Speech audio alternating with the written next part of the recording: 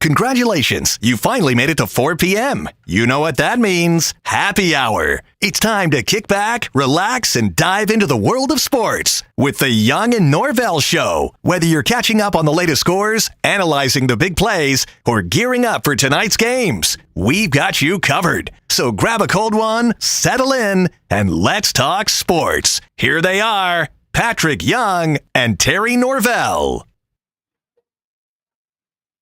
All right, folks, welcome to a beautiful, absolute gorgeous Friday. You can't say that very often around here with the weather, but a beautiful Friday where we're at here down in Jacksonville Beach at Bricks. You know where it's at by now. Wonderful place to hang out any day of the week. Weekend games, hang out, people watch. Just do that beach thing. This is a institution. Bricks, Jax Beach.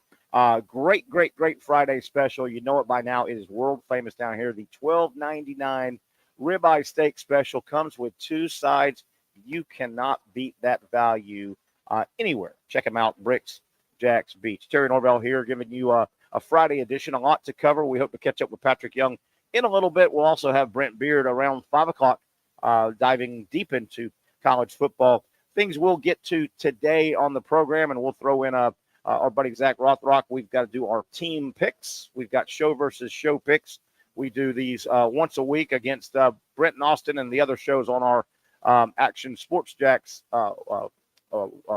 streaming channel. I think, excuse me, Zach. Excuse me, got a little head cold working here.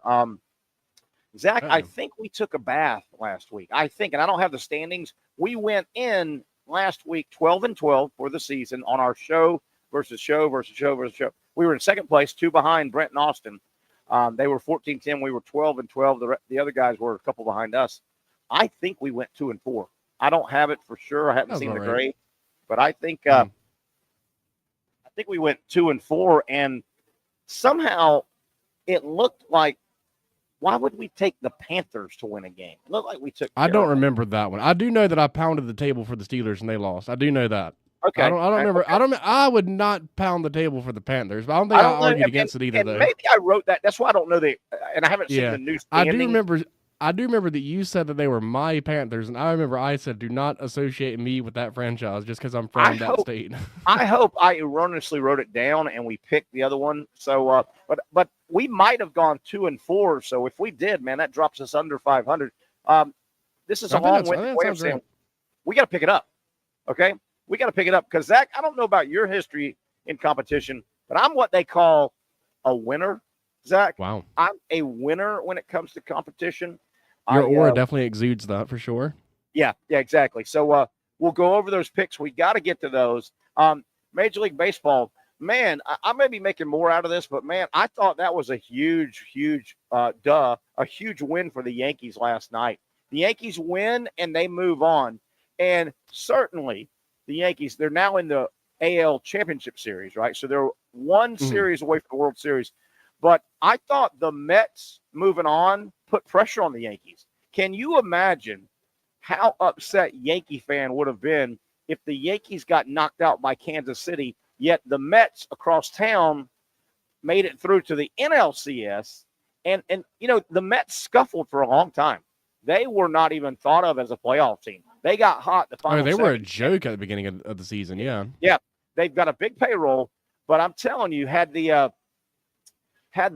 Yankees got knocked out, think about the year the Yankees had. They had a hell of a year. They won 95 games or whatever. They were battling or in first place all year. They've got maybe the best player in baseball this year, Judge. I thought that was New York City would have been on fire. The Yankee fans, if they got knocked out ahead of the Mets. Yeah, I mean, New York fans in general are, by and large, just angry elves as it comes. They really but that would be like the epitome. Just seeing little brother being able to flip his nose at you as he cartwheels into the NLCS while you had to go home. Yeah. I mean, and speaking about that, you definitely don't want to back yourself into a corner, be in a win or go home situation. You want to go ahead and close it out when you get an opportunity to, and they did that, which. The Dodgers did not do that. The Dodgers find themselves in that tonight as they will be taking on the Padres. Yeah, we've got 2 Game 5s, and these series are 5 games. So we've got 2 Elimination games coming up the next 2 days. We've got San Diego at LA tonight. That's going to be a war. I mean, you talk about franchises. Zach, I know that's way out left, right, on the left coast. San Diego and LA, dude, all those California baseball teams, nobody likes the Giants out there. Nobody likes the Dodgers, right? They all hate each other. It does kind of feel that way, There's hatred. There'll be a ton of San Diego fans in the ballpark. It happens when they all play each other. That is going to be a war. And have you followed that series at all? It's a weird series. I mean, off and on. I'm definitely interested to see Yu Darvish taking on the Dodgers from the Padres side. He'll be the starter. He's taking on Yamamoto tonight. Yamamoto is on the hill, who missed the bulk of the season in the middle. But it's been a weird series. It's a 5-game series, right? This is game 5. Both teams had blowout wins. Padres won like 10-2 one game, and the Dodgers won like 8-0 or 7-0 or something. Been a weird series. Yeah, that one's been whoever's bats have been hot that night. That's who's crushed it. Yeah. And San Diego, Manny Machado has been in the middle of controversy. They've been throwing at each other. Pitchers have been throwing at batters. Position players have been throwing warm-up balls over their first baseman into the dugouts and stuff like that. It's gotten heated. Man, I haven't seen any of that. All right, that's awesome. Yeah, I'm kind of for that. Machado, and there's netting on dugouts to protect balls, but supposedly Machado at one point fired a ball basically at the Dodgers manager, Roberts, and everybody that saw it, I think, and obviously it was on tape too. Everybody that saw it knew it. He did it on purpose. Now the netting blocked it, but yeah, it's a hot series. It is a hot, and then you've got tomorrow a game 5, an elimination game. Cleveland will host Detroit, and that's been a hell of a series. So the Yankees are waiting on Cleveland, Detroit tomorrow. The Mets are waiting on San Diego, LA today to know who they play. So by late Saturday night, we'll have our Final Four, right? We'll have our Final Four in baseball. We'll have the AL Championship Series, the NL Championship Series, and those are best of 7. So think about it. If you are a wild card team, such as the Mets, if you are a wild card team in the structure right now of Major League Baseball, you have to win 4 series to win the World Series. You have to win your wild card. You have to win your division series. You have to win the upcoming league championship series, and then you have to win the World Series. That's a lot if you're a wild card team, right? Oh, yeah. And then the Tigers, they're going to have Screwball pitching for their game. So, I mean, they got a pretty decent chance to knock out the Guardians. It's pretty decent. It's going to be Mets and Tigers in the NLCS. Yeah, he's tough. He's really, really tough. Now, when I say that's tough on the wild card team, you got to win 4 series to win the World. To win the what's that? I would have said I was saying they'd be in the NL, but that's their Tigers and Guardians is AL. My bad. It's AL. Yeah. We know what you meant. But what I was saying about the wild card team and how if you're one of the wild card teams that plays that opening round, you have to win 4 series to win the World Series. Now, Zach, the answer to that is pretty simple. Well, don't be the wild card team. Go win a division. Yeah, win your division. Take care. Yeah, true. And and I do agree the way they structure it. They give the 2, or they give the best division winners. They get that round off. The wild card guys, you got to play.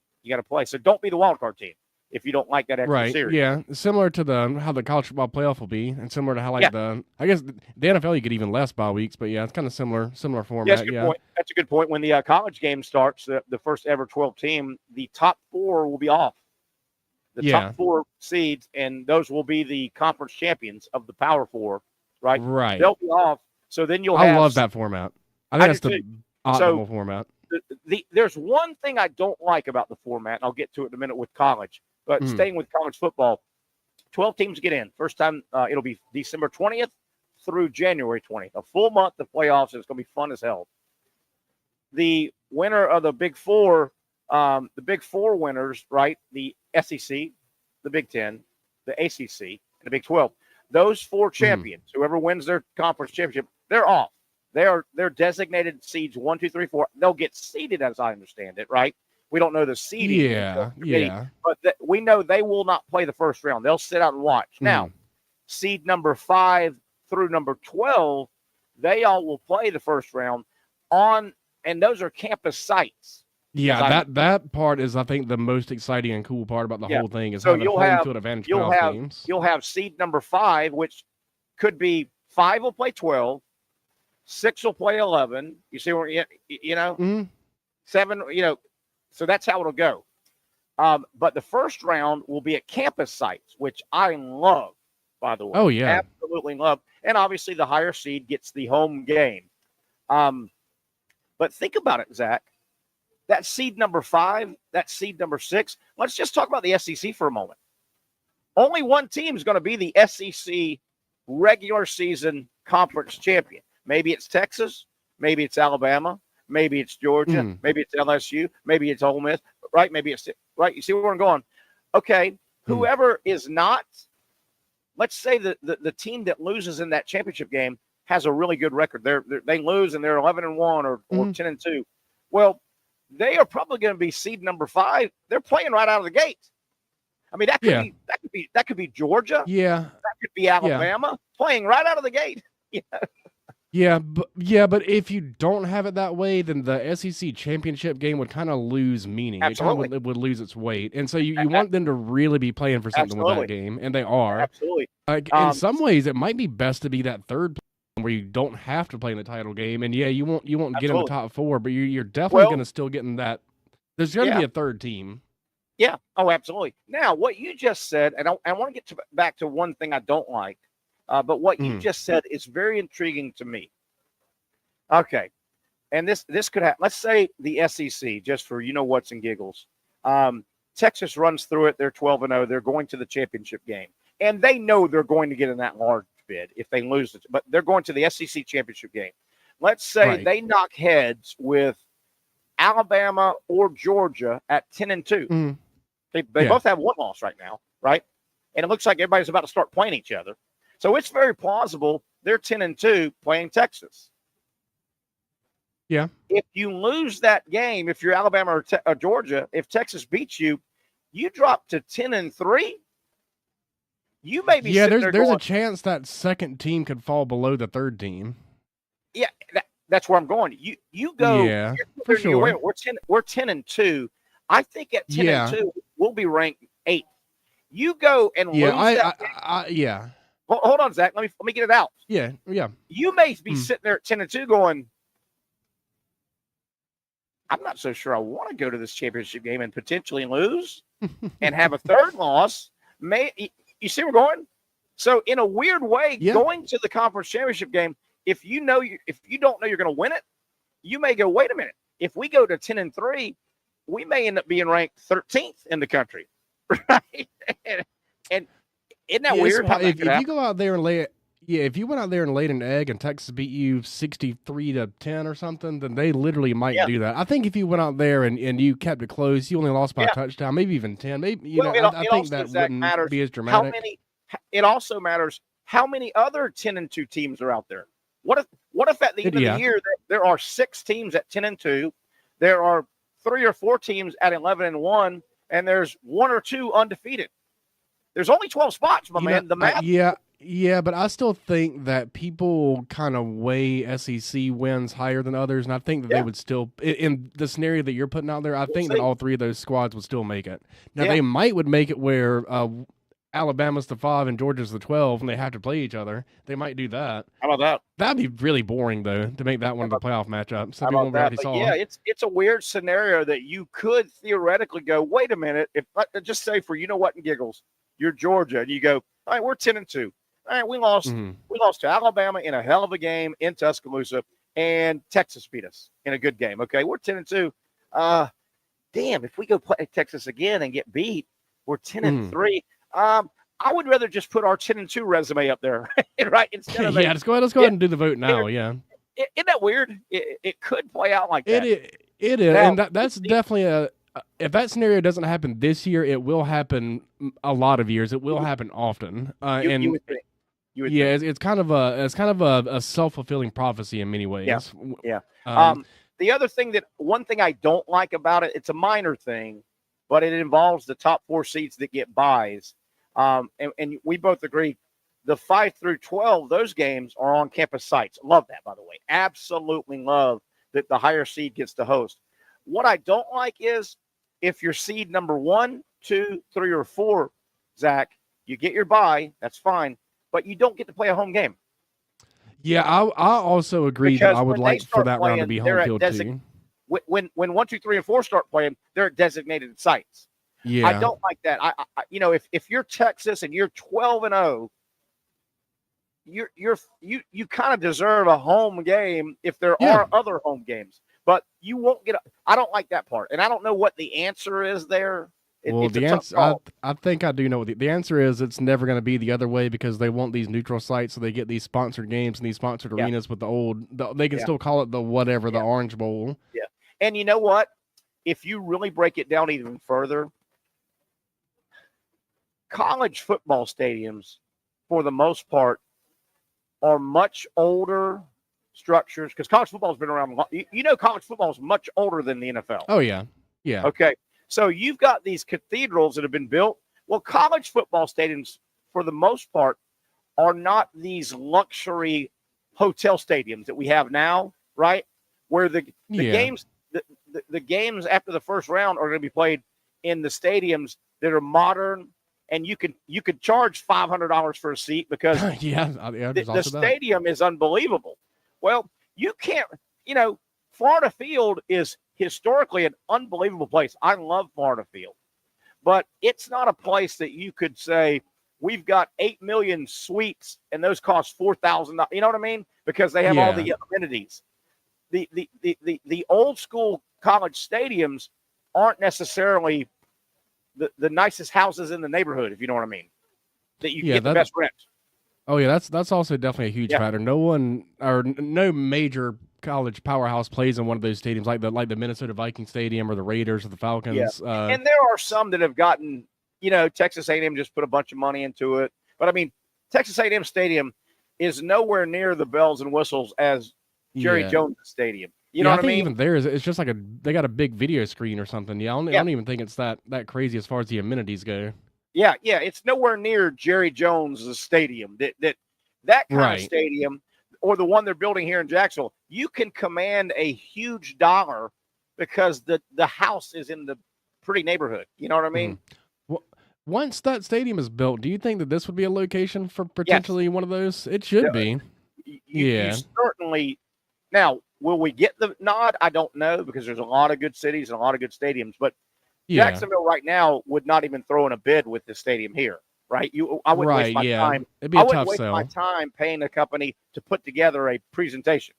When that thing gets built here, absolutely. You throw your name in for that. You throw your name back in Super Bowls. You throw your name in for everything because you've got that. And that's why you build these stadiums. These stadiums can make you money. You throw your name in for World Cup soccer. You throw your name in for everything. Yeah. Right? Yeah. Because you've got that 10 to 15-year window where you're still going to be pretty modern and big time. And nobody walks stairs. We have escalators everywhere, right? Nobody gets wet no matter what because we have a retractable roof. And that stadium, the theory of that new stadium here is it should bring you money not associated with the NFL. A lot of money. I mean, the next, Taylor Swift comes to this stadium, right? You know what I mean? Yeah. Taylor Swift wasn't coming to that stadium. No, she skipped right over. It went from Atlanta to Tampa. Tampa, yeah. You build this Taj Mahal, and at least Taylor Swift's people have to at least look at your bid, right? And they go, wait a minute, look at this damn stadium. Put it on the map. I'm excited about this stadium. I really am. This damn stadium, but no, I mean, it opens it up for literally, right? You throw your name in for World Cup when it comes back around, right? Yeah. I mean, and also those like offhand, those scrimmages they do every once in a while. Sure. Those will come around more often. Yeah, the big ones. Yeah, the Premier League. The World Cup, when it comes back to Florida or the United States and they play all over, no, you throw your name in.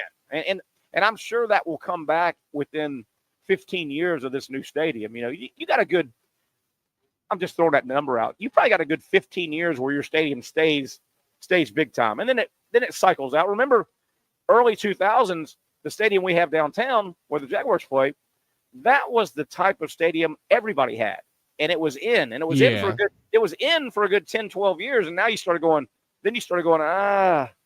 it's time to either put lipstick on a pig or build a new stadium.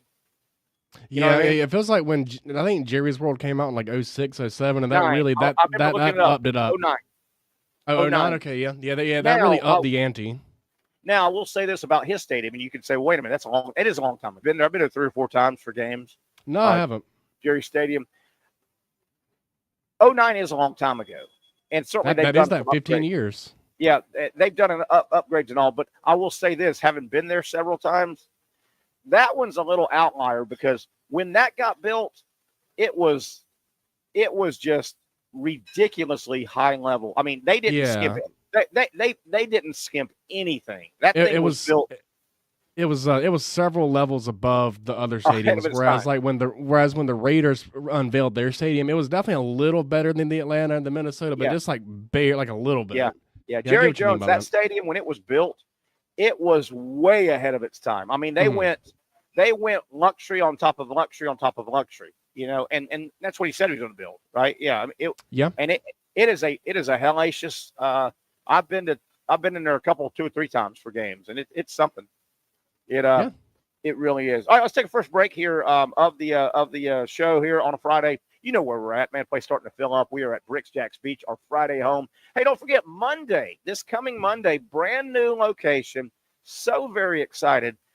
Every Monday will be, and you know this, folks. When you travel around Duval County, you know what I'm talking about. You know the Igloo, the ice rink that has been just absolutely rebuilt. It's unbelievable. When you're on 95 and you go by the Emerson exit, everybody looks over. You see the Igloo. In that wonderful structure, that's where the Icemen are housed. They practice there. A couple of rinks, snack bars. There's also a beautiful, beautiful sports bar. It's called Icebreakers Bar and Grill inside the Igloo, the Community First Igloo. That sports bar is our new Monday location. Can't wait to get over there. It's basically brand new, gorgeous, gorgeous place. And it's kind of a hidden gem. If you work or live in that area, particularly a lot of people that work in that area, you probably don't even know there's an incredible sports bar that really, really serves tremendous food. I was there for a banquet, and the sports bar provided the food, top shelf food. The inside the Igloo, Icebreakers Bar and Grill, great, easy parking. Our new Monday location will be there this Monday. We are rocking and rolling, though, here on our Friday location. You know it by now, Bricks Jags Beach. The ribeye steaks are flying out of the kitchen. We'll hope you come down if you're in the area or make a point this weekend to get by Bricks Jags Beach.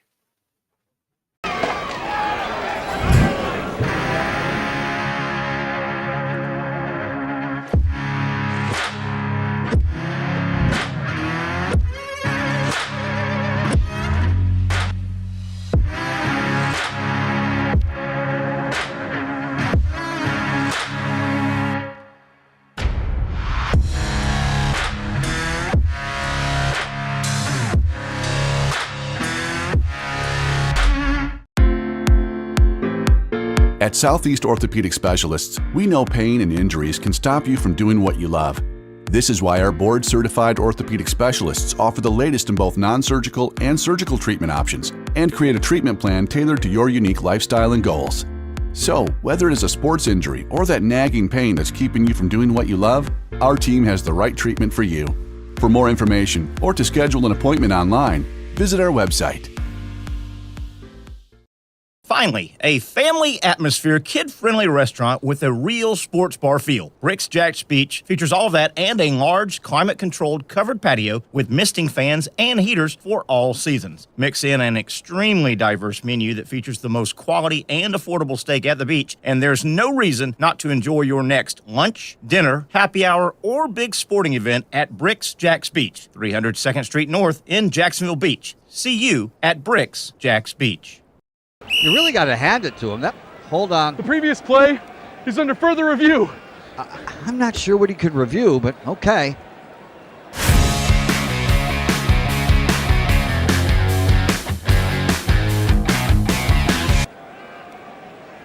Sure has been a while. Dine in at Hurricane Grill and Wings for the football season. Well, there he is. Oh, what is that? The Action Sports Jax 24/7 network is streaming. I'm Stuart Weber, and I'm here to teach you a nice 3-step process on how you can watch all your favorite programming from the Brent Austen Show every weekday 10 a.m. to 1 p.m. or the Cup Date with me. It's fantastic. We talk NASCAR. It's a great time. Wednesdays at 1 o'clock. All right, first step, easy. Download the Action News Jax app. You probably already have it downloaded on your phone, so you might already have that one taken care of. Step 2, see that stack of pancakes up there? You click that stack of pancakes, and it's going to bring down step number 3, which is a full screen of all the different streams that you can click on, including the Action Sports Jax 24/7 stream. You click that, the video's rocking and rolling on your mobile device. You're watching all the shows you want to, and you're having a good time. You can also do it on your smart TV with the Action News Jax Now app. I do it on my Samsung TV at home. It's a great way to watch it on a nice, large screen for all the content. That's the Action Sports Jax 24/7 network. Hope you can find it. You trust CGC to make your water great, and now you can trust CGC with your plumbing needs as well. Fast, convenient scheduling, licensed and insured. A quick call away at 904-552-1242. You never know when you're going to have an issue with a shower, toilet, or maybe it's a sink that sometimes is easy to fix. All right, let's be honest. I'm not fixing anything. I'm totally staging this because when I have a plumbing problem, I call CGC Water Treatment and Plumbing. Trained professionals, transparent pricing, customer satisfaction. Small problem or even a bigger issue. Maybe you need a new tankless water heater or something a bit more intricate. The experts with 25 years of experience at CGC Water Treatment and Plumbing can do it all. Call 904-552-1242 or visit cgcwater.com. That's 904-552-1242 or cgcwater.com. CGC Water Treatment and Plumbing, an authorized independent Connecticut dealer. Florida license number CFC 1432579. Hey, we got a pretty cool basketball game coming to town November 4th, so less than a month away as we welcome you back to the Young and Norvell Show. Patrick is on a plane flying to a speaking engagement. We hope to get his picks here. We're going to make our show picks and give you some free money as we do. Zach and I will knock those out momentarily. But a really cool college basketball game is coming to town. The Florida Gators will take on South Florida, kind of a neutral site game here in the arena. That is Monday, November 4th. The game's been announced for a long time. We now know the tip time. It'll be on SEC Network at 8:30. So a little bit of a late tip, probably part of a doubleheader as college basketball is right around the corner. I think Florida is going to be really good. They had a good team last year. Remember, they got knocked out in a controversial game. If you remember the Colorado-Florida basketball game went down. Gosh, it might have even been overtime. I can't remember if they went into overtime. But I guess Florida was leading by a point. Last play of the game, it looked like a clear push-off. If you remember that play, the Colorado guy was on the baseline, kind of pushed off, got his shot off, and it went in. Great game. Florida got knocked out in the first round last year, but Florida was good. Gators were good. SEC basketball has ramped up, particularly the top half. So Florida brings back a lot of players. The Gators are really happy with their signing class they brought in, their portal class they brought in. We had Todd Golden on the show live when we were in Gainesville, 3-4 months ago. We were there. I can't remember what Patrick had a book signing. That's what it was at Spurrier's, and we had Todd Golden on. You can kind of tell. When you're talking to a coach, you can kind of tell sometimes. I guess I've done it a long time. When coaches are excited because they got to act like they're excited, or if they really think they've got something. Todd Golden thinks he's got something. They have a lot of size again. They're going to be a big team. They're going to be a shot blocking team. Walter Clayton is back. I think he, along with Sears at Alabama, are going to be two of the leading preseason players of the year. He's a scoring machine. Florida's loaded. I think Florida's going to be real good. The SEC, particularly the top half, is going to be good, though. Man, Tennessee and Rick Barnes, they've been a pain. They've been a tough out at the top of the conference. Kentucky, new coach. Arkansas gets Calipari. Alabama went to the Final Four last year. They bring back a ton of players, and they brought in a lot of players. Alabama's a legitimate national title threat. I think Florida's right in the middle of all that, and we'll see. So college basketball, mark it down. We'll be there, obviously. Patrick, I'm hoping Patrick gets to work the show as the analyst, the TV analyst. We'll see. He said he hasn't heard yet. But 8:30, mark it down, Monday, November 4th, Florida versus South Florida in college basketball at the arena. That is a regular season game. Regular season game tip-off. That should be a lot of fun. What do you got, Zach? You think we'll get a chance to see Oliver Rio? Olivia, is it Oliver? Yeah. Is that how you say it? Is it just Oliver? Olivier? I think it's Olivier. Olivier Rio. Yeah, I think it is that. It is that. Yeah. I'm excited to see what he can do, man. They probably would like to redshirt him, but generally, potentially.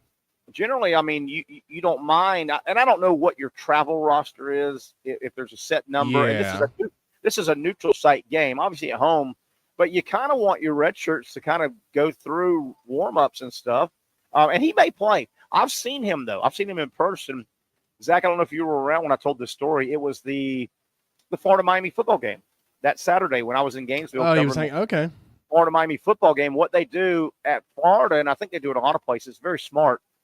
On football Saturdays, the O'Connell Center, which is, right across the street. I mean, right across the street from the Florida field. They open that up all day for the crowd, like pregame especially.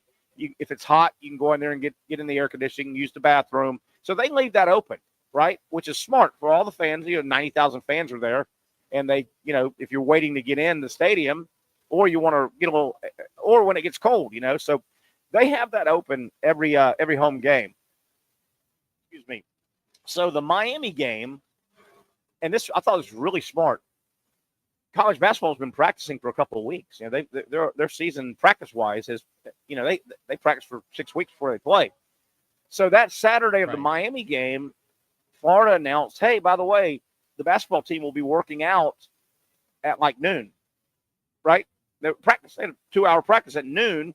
Florida-Miami was at 3:30. So I go in the O'Connell Center and watch them practice, right? And it was a great idea. There's probably 2,000 people in there walking in and out, going to the bathroom, just kind of checking them out. And it was the damnedest thing, Zach.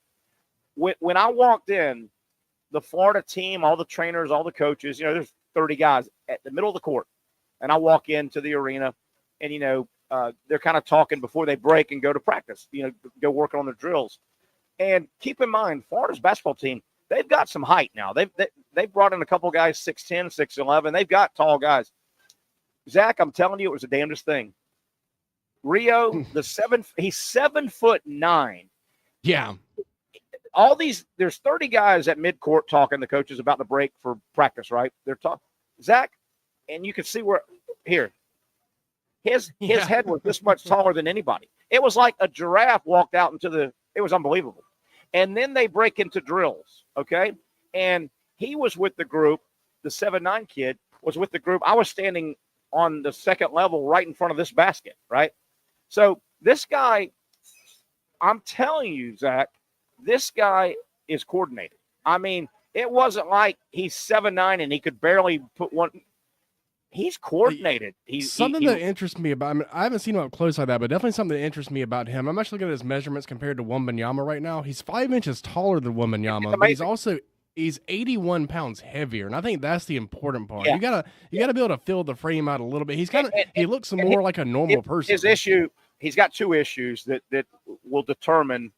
That big, you just kind of move slow. An aircraft carrier. Yeah. An aircraft carrier to turn around is a lot slower than a destroyer. I'm just, I don't know about, you know what I'm talking about? It's just the Titanic doesn't spin away out of an iceberg as quick as a speedboat.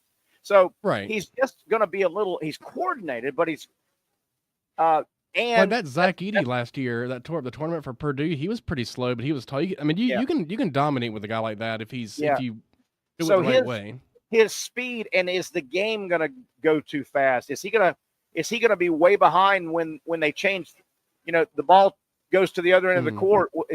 So his just overall movement speed, and then his girth. He right now he's skinny. He's not rail. I mean, he's not Manute Bol. He's not rail. He's 290, which he honestly is way more filled out than like Wembanyama. Yeah. He looks like he can't sustain his body to me. He looks like he's just an injury waiting to happen to me. Whereas this guy, he looks like, because he's still 17. He's still a freshman. If he's like that now, he's got a chance to be even more filled out and get more big. I'm telling you, he's quick. His overall movement might be a little slow. The game may be too fast for him, number one. And his girth. But like Nikola Jokic, Like Nikola Jokic on the Nuggets, he moves slower than anybody, but it almost feels like the rest of the game just slows down for him because he controls it so hard. But what you're talking about, the being able to anticipate, his basketball IQ is so high that he's able to do that. Ahead. He's two steps ahead. We don't know that this Rio, if he'll be able to possess that. But now, the other thing about him, he may not be able to play much for a long periods of time or in any standard part of the game, but there may be special moments he could play. And what I mean by that, and keep in mind, there's that semicircle that you can't be inside, right? You can't. Yeah. You can't block shots, and that's an open area. You can't take a charge in there. So that semicircle, I don't know if I can emphasize this just talking. You've almost got to see it. I mean, there could be times, end of half, end of game. I can think of one, yeah. Where you could run. Keep in mind, you can play zone defense, so you can stand right around that, not in that restricted zone, but you can stand right around that. Mm. I can't emphasize, I don't think, how tall this guy is. And yeah, I mean, I'm imagining. Hold on, Zach, hold on. Let's say hold on. There's 4 seconds left. The other team has the ball inbounding at midcourt, and you're up by a point. You could theoretically run him in there and just say, let him guard the inbounds pass. Or just stand there and make sure nobody gets a 4-foot shot, a 6-foot shot, because he's so tall. It feels like he could stand under the basket and still block the 3-point line, almost. I don't know if he's quick enough to get out, and that's a great point. That's a great point. Those guys, when I watched Wemby, when I watched him early in the NBA last year, he took 2 quick steps, and he's amazing. Yeah, he's very fast. He affected the 3. I don't know if this guy can get out there quick enough, but you might run him in specially and say, hey, man, any 4-foot, 6-foot, 7-foot shot, you knock it away.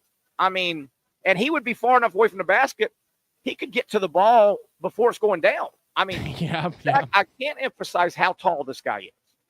I cannot emphasize how freaking tall. And I've got a couple other concerns for him.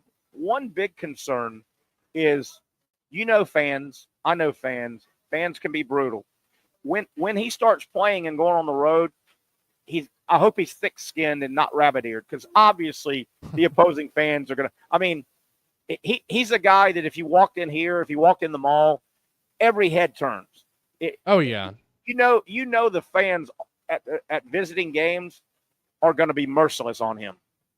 Yeah, 100%. I mean, you got to be mentally tough enough to get around that. And as far I was just envisioning the scenario of him blocking that inbounds pass. He's got an 8-foot wingspan to go along with the 7'9" height. But I mean, you're definitely right about the fans. Though they're gonna.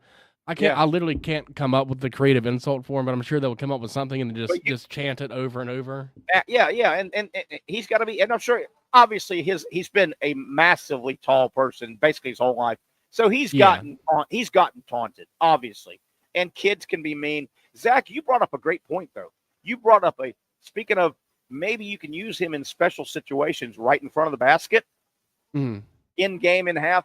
But you make a great point. How about you're trying to win a game at the end, the other team's inbounding the ball, and not after a made. After a made basket, you can run the baseline. There are situations, balls knocked out of bounds, things like that. You can't run the baseline. How about a situation where you're trying to inbound that ball and you can't run the baseline? And you got a 7'9" guy, as you just said, with his arms out. In front of you, and you can't move. If you move, it's a turnover. You know what I mean? Yeah, and you also got to get rid of it in 5 seconds. Yeah. Yeah, and that happens all the time. You'll see the referee, if it's a made basket, you can run. He'll say you can run. If it's a dead ball situation, you can't move.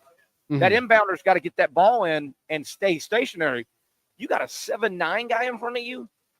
I mean, it feels like it'd be almost impossible at times, unless it's someone just wide open, you can bounce it or something. Yeah. I think they will have special, like you just said, we just described. I think that he will have special situations this first year where he runs in for special situations. I'd like to think so. Yeah. What about offensively? What about, there are situations where, and if we have the rule book, we can look it up. There are certain time periods where if there's 0.6 seconds or less, the rule book says you can't get a shot off, right? Yeah. I think that's exactly what it is. 0.6. I don't know if it's 0.6 or 0.4. I think it is. but you can do a tip it. Yeah. What if you're inbound? What if Florida's down by a point? They're side court inbounding, right? They're inbounding on the offensive end, right? They crossed midcourt, called timeout. And they're like, damn, we're down by a point. There's only 2 seconds left, 1 second left. Mm-hmm. What about a out of bounds lob and he just tips it in?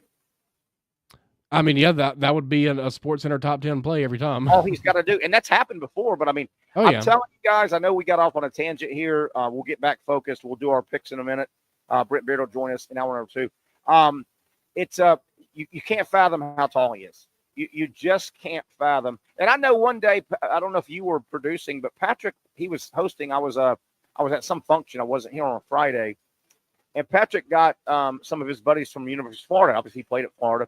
Some of the trainers and the staff, and I think he had Duke Warner, the longtime trainer, and they were talking about all the special things that they're having to do at University of Florida to accommodate him. Oh, I mean, yeah, they got tall guys there. They got 7-footers there. They don't even like 7'9". How about a dorm bed? How about a shower head? Yeah. How about finding a shoes that fit him? Yeah, socks, shoes. God, I bet he wears a size 22 or something. I mean, and word is that's one of the things that helped him. And by the way, he's a preferred walk-on. Everybody knows his game's got to be developed. Yeah. He's a preferred walk-on, but he played at IMG, the sports academy downstate. Right. IMG football, IMG baseball. He played at IMG. That's where he was at. So and only considered a 3-star. Yeah. I mean, he's learning. The Canadian guy. Canadian. Yeah. Canadian size 20 shoes. 20. Yeah. So, and then you think about a guy like this. Obviously, Florida at that level, they travel on charters a lot, probably just about. But just trying to get into a plane seat and all, just yeah, that's every day-to-day life. Everything. I mean, every door. Yeah. If you're 7'9", basically every door frame you walk through is you better pay attention and duck, right? Everyone. I mean, if he was using a public stall and he was sitting down, his head probably poking up over the top. Man, I'll tell you, it's just but now on the flip side, if he starts playing, Gator Nation will love him, right? Oh my God, he'll be. I would tune in to check that out 100%. Can you imagine the first time? And Florida's got a really good basketball crowd. They got the Rowdy Reptiles. They got a really good home crowd. The student section shows up. They have about 2,000 students right behind the side court. Can you imagine when they see him get up to go check into a game? They're going to go it's going to erupt. Oh yeah. Hey, if you want to see him in person, he should be in Jacksonville, November 4th. The Gators open up college basketball season against South Florida. Let's take a break, Zach. We'll come back, kind of wrap up hour 1. Brent Beard comes up. We may have to get our picks in. Let's go ahead and think about getting our show picks in. Folks, don't go anywhere. We're going to give you free money. I mean, it's unbelievable. We're almost just peeling them off with our picks. Take them to the bank. We will win you some money. Cruising through hour number 1, Friday edition. You know where we're at. Bricks, Jax Beach. For those dealing with pain from a sports injury, arthritis, or spine condition, Southeast Orthopedic Specialists offers innovative new non-surgical options. Our regenerative medicine treatments, including platelet-rich plasma and other regenerative treatments, use your body's own restorative cells to aid in treating injuries. These procedures are performed in our offices and typically require minimal downtime. If you want to get back to doing what you love, our regenerative treatment options may be right for you. For more information or to schedule an appointment online, visit our website.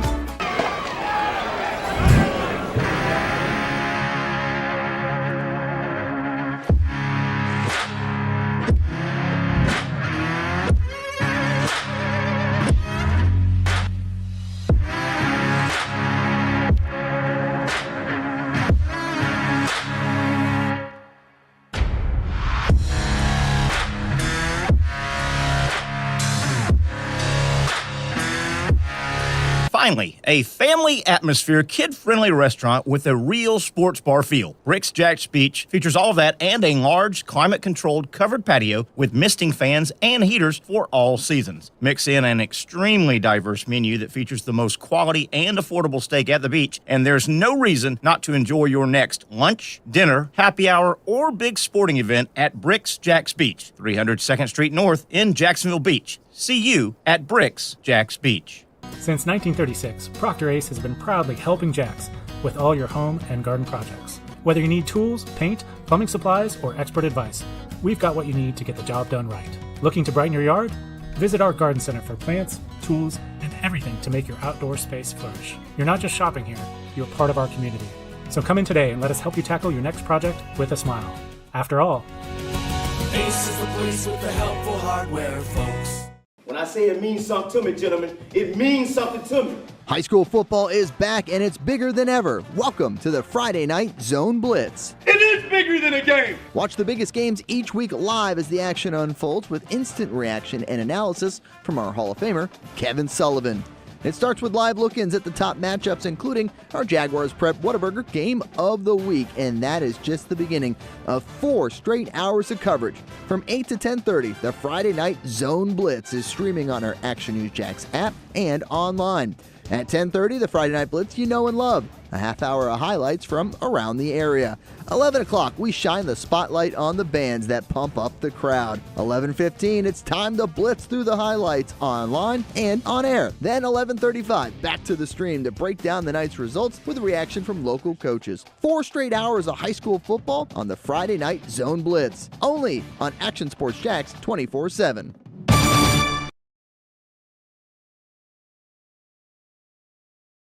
Baker Sports is local sports. Uniforms from Pop Warner and Little League to travel ball, high school, and college. They make you look good.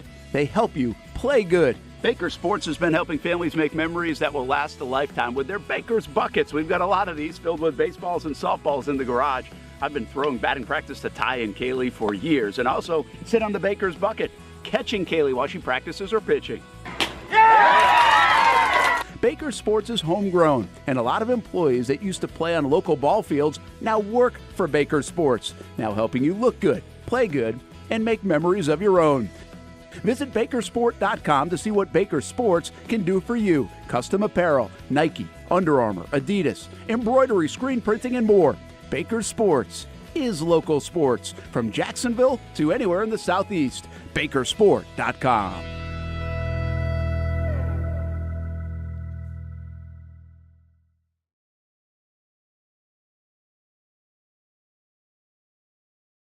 We're down at the beach and it is beautiful. Sun is out, gorgeous day, which normally happens on either side of these storms that come through. That day before is normally pretty, really pretty, and then a day or two after it normally clears out. We've got a good one working Friday here live from Bricks Jags Beach, and you know it's always a fun time at Bricks. Good place to watch all your ball. They'll be rocking and rolling Sunday also at 9:30 Jaguars game. We'll get into that before we get out of here. Don't forget, though, the Friday special. It is world famous up and down this beach. Every Friday, $12.99 ribeye special. That includes 2 sides. They fly out of this kitchen. I've had it a million times. You can't beat that value. Go price steak in the grocery store right now. Good luck with that. Terry Norvell talking ball with you. Patrick Young traveling on a plane right now, I do believe, heading to a speaking engagement. We'll talk to Brent Beard at the top of the hour. And Zach, let's get into our picks here. Real quick, though, baseball tonight, elimination game tonight and elimination game tomorrow. Padres, Dodgers tonight. Winner moves on, loser goes home. Woo, it's going to be a war.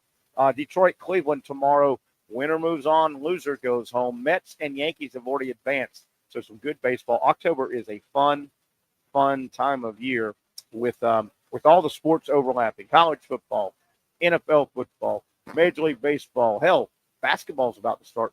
Zach, where'd you go? Zach, what happened? What happened? I'm right here. I like somebody shot you or something. You slumped over. Oh my or God. You got like somebody poisoned you or something. Zach, like the Russians got you. I said that at one point. You told me not to say it over the restaurant speakers. No, I was leaning on looking at the other computer. Zach, I thought the Russians got you or something, man. Not this time, not yet. They got to wake up early in the day to do that. What were you going to say? Did I cut you off? I'm sorry. Oh, no, you're good. I was going to say that I do have the video loaded. I was trying to tell you that. Something's happened with the talk back. Okay. All right. I'll tell you what. Let's get into this real quick. We still got to do our picks. Maybe Brent Beard will help us with our picks on the other side. How about that? That might help. Oh, that is definitely an unfair advantage that I am here for. Yeah. Well, he can be on our team. We got to get our picks in. He helped us before. We'll just bounce it off of him as well. Okay. This storyline got no play all week. And it happened last year. Obviously, Florida is about to play Tennessee tomorrow night in Knoxville. The Gators win last year in Gainesville, 29-16. I was at the game. So Florida kind of dominated the game and won by double digits. But, Zach, I was stunned. I think because Florida's not having a good year and it's not a big game, this storyline, have you seen it anywhere? I thought this should have been the dominant storyline in most Florida-Tennessee weeks. Do you remember the brawl at the end of the game last year in Gainesville? Oh, yeah. I definitely remember the... Yeah. I mean, it got ugly. There were punches thrown. Let me set it up. Or actually, go ahead, Zach. Play this clip. Yeah. Here's Florida running the clock out, 9 seconds. They're just running the clock out. Game's over, 13-point lead. Mertz, he gets drilled. And, of course, the linemen take up for him. And this gets ugly. I'm in the press box at this point. I love this one. Who is this? Number 76? Who is this guy? No, it's this guy. Yeah, the fisticuffs guy. 54. But remember this. This is a national televised game. Herb Street and Fowler are calling the game. And look, it got ugly. And Tennessee was wrong. The Tennessee player was wrong. You don't do that. I'm not. So look how ugly it got. And I don't know if you remember what happened. But Tennessee's entire team, they go to the locker room. And Florida's team the crowd's going crazy, as you can imagine. Florida wins the game. And, as is tradition, Florida goes to the band and sings the alma mater. So Florida's team was still on the field. Tennessee's entire team goes off the field, right? Well, once things got settled, the officials said, well, there's actually 1 second left. You have to snap the ball one more time. So, as you can see, Florida's fans and players are whooping it up. So, Tennessee, as you can see in the white and orange up high, they're going in. Right? Florida's whooping it up. It was ugly. So, and here it is again. And you see, Mertz gives himself up. It's a kneel down. 8 seconds, 7 seconds. He takes it. Boom. So that was wrong. 21 tries that like, hey, man. It feels like he probably could have gone down sooner, though, instead of almost antagonizing him. But you just put – you really just isn't that great? In 54, great. But Zach, I don't know if it's going to show here. I think it will run out. It was the weirdest thing, though. Tennessee's team, after all this happened, it takes about 5 minutes. Florida's team is taunting Tennessee, of course. It was a heated moment, right? Oh, yeah. So Tennessee's team, finally, the entire team, coach except, they all get into the locker room, right? They all go into the locker room. But, Zach, the damnedest thing, referee comes back on the speaker and says, by the way, there's 1 second left. We have to have one more snap. So Tennessee has to send 11 players onto the field for one more snap. It was the damnedest thing. And what they did, Zach, they sent like all walk-ons and punters.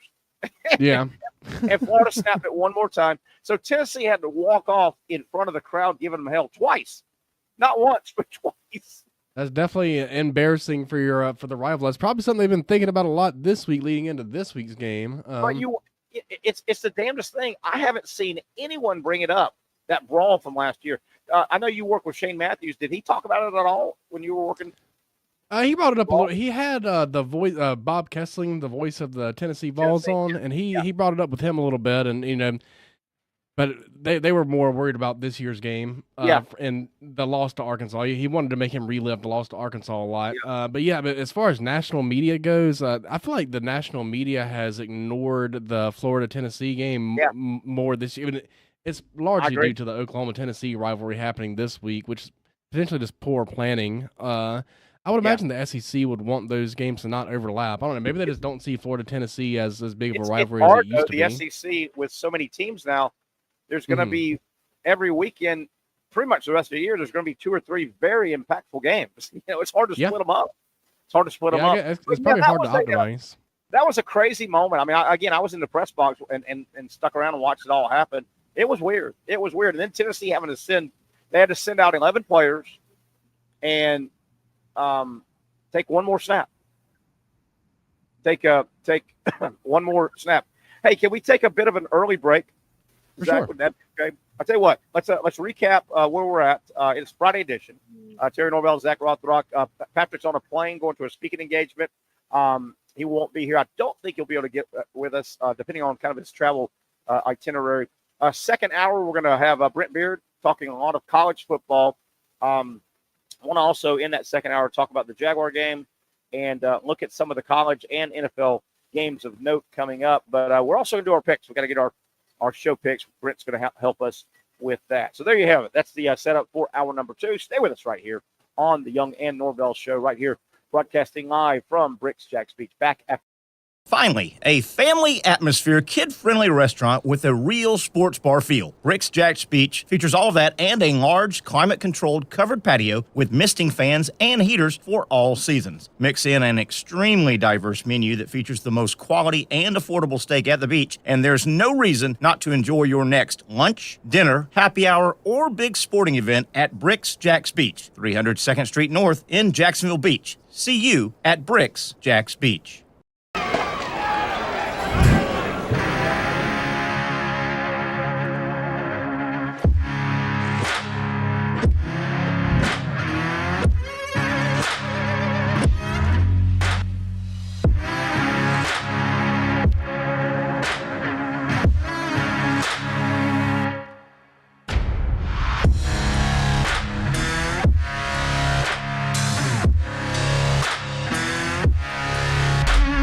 For over 20 years, Southeast Orthopedic Specialists has been providing the highest level of orthopedic and spine care to patients throughout Northeast Florida. Now, we're making that same great care even more convenient with Southeast Orthopedic Specialists Direct, a walk-in clinic where you can be seen for pain or injuries with no appointment needed. Staffed by orthopedic physicians and specialists, we offer everything from diagnosis and treatment to imaging and bracing, all with no appointment needed. For more information, hours, and locations, visit our website. You really got to hand it to him. Hold on. The previous play is under further review. I'm not sure what he could review, but okay.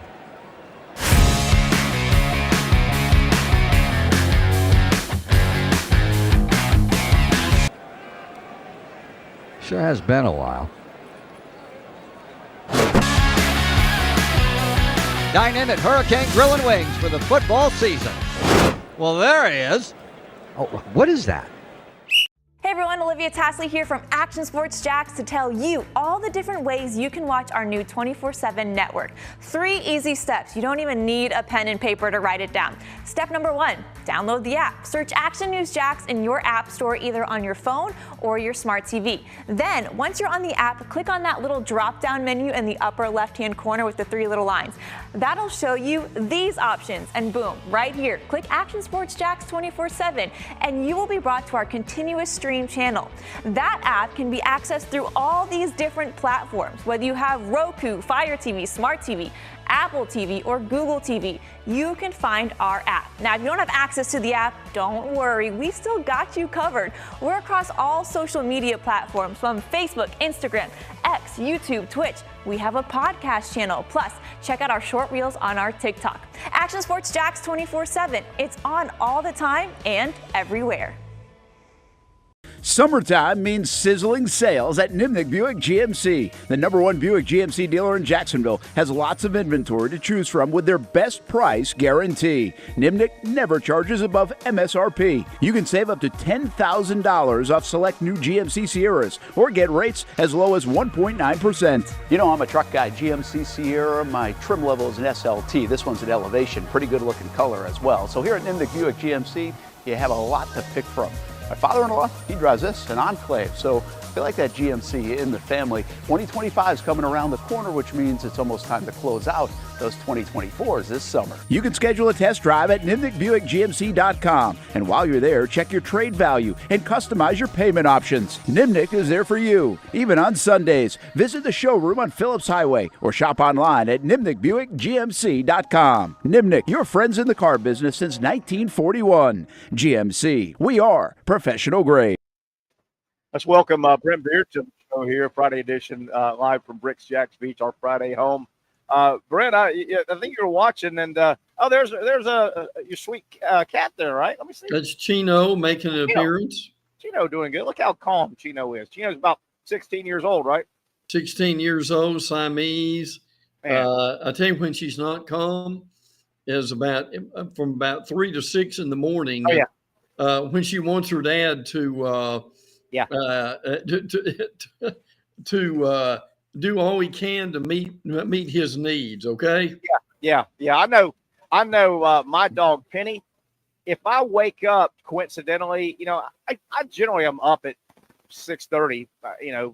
At the latest 6:30, and I immediately walk downstairs, let Penny out, and then I feed her. Right. But if I wake up at like 4:30 or 5, I go ahead and let her out real quick. Mm-hmm. That way I can maybe make it past 6:30 a little bit. But absolutely. They run the household, don't they? They run our lives, Terry. They really do. Brent, I want you to help us with some picks here momentarily. I think you saw the clip. We just played the Florida-Tennessee brawl from last year. We had that clip. I don't know if you saw it, but you and I may have been at the game together. We were. We were at the Tennessee-Florida game in Florida Field in the press box together. Brent, that brawl, I remember last year thinking, wow, that's going to be the big storyline, the Tennessee-Florida week. Is it because Florida's not real good? Have you heard anybody talk about it? I couldn't believe it didn't get more play. No, not at all.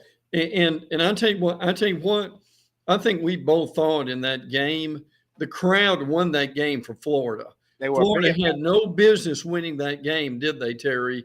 Big factor. They caused 5 illegal procedure penalties. Yes. Oh yeah, absolutely. So, and here's that play again for people that didn't see it. Florida's running out the clock. Mertz could have went down earlier, but 21, you don't do that. And then it got all hell broke loose. And Zach, we can go ahead and kill that. But what was weird, Brent, was remember when it all got sorted out, Tennessee's entire team was in the visitors' locker room. They were off the field. Yeah, the official said, wait a minute, there's 1 second left. We need one more snap. Tennessee had to send 11 players back. And do you remember what he did? Heupel, as a little protest, he sent like all walk-ons and punters and holders. He had like 43 and 71. He had a lot of Brent Beards out there. He sent all his Brent Beards out there. Yes. That was a weird moment. It was. It really was. But Florida played maybe their best defensive game during that time too, because none of us thought Florida would win that game. And it was early enough in the season to where we just didn't quite know what was going on. And I think Kentucky routed them the next week. Yeah. Now, and a part of their problem was they had Joe Milton, who frankly, there were times he couldn't beat you, me, and Zach. No, he was terrible. If he had to. Yeah. And let me go back to the crowd. And obviously, Saturday night, tomorrow night in Neyland, the crowd will work against Florida. And that Tennessee crowd is going to really be behind their team coming off that loss.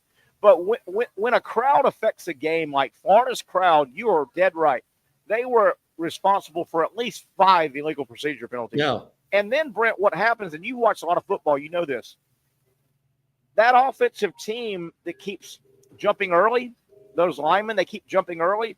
Well, you get 5 penalties, but also think about how many snaps they were slow-footed because they didn't want to jump early. Right. You know what I mean? So it slowed your guys to, even though there's no flag, well, they're holding for a split second, and they're getting beat because they're holding for a split second. They're scared.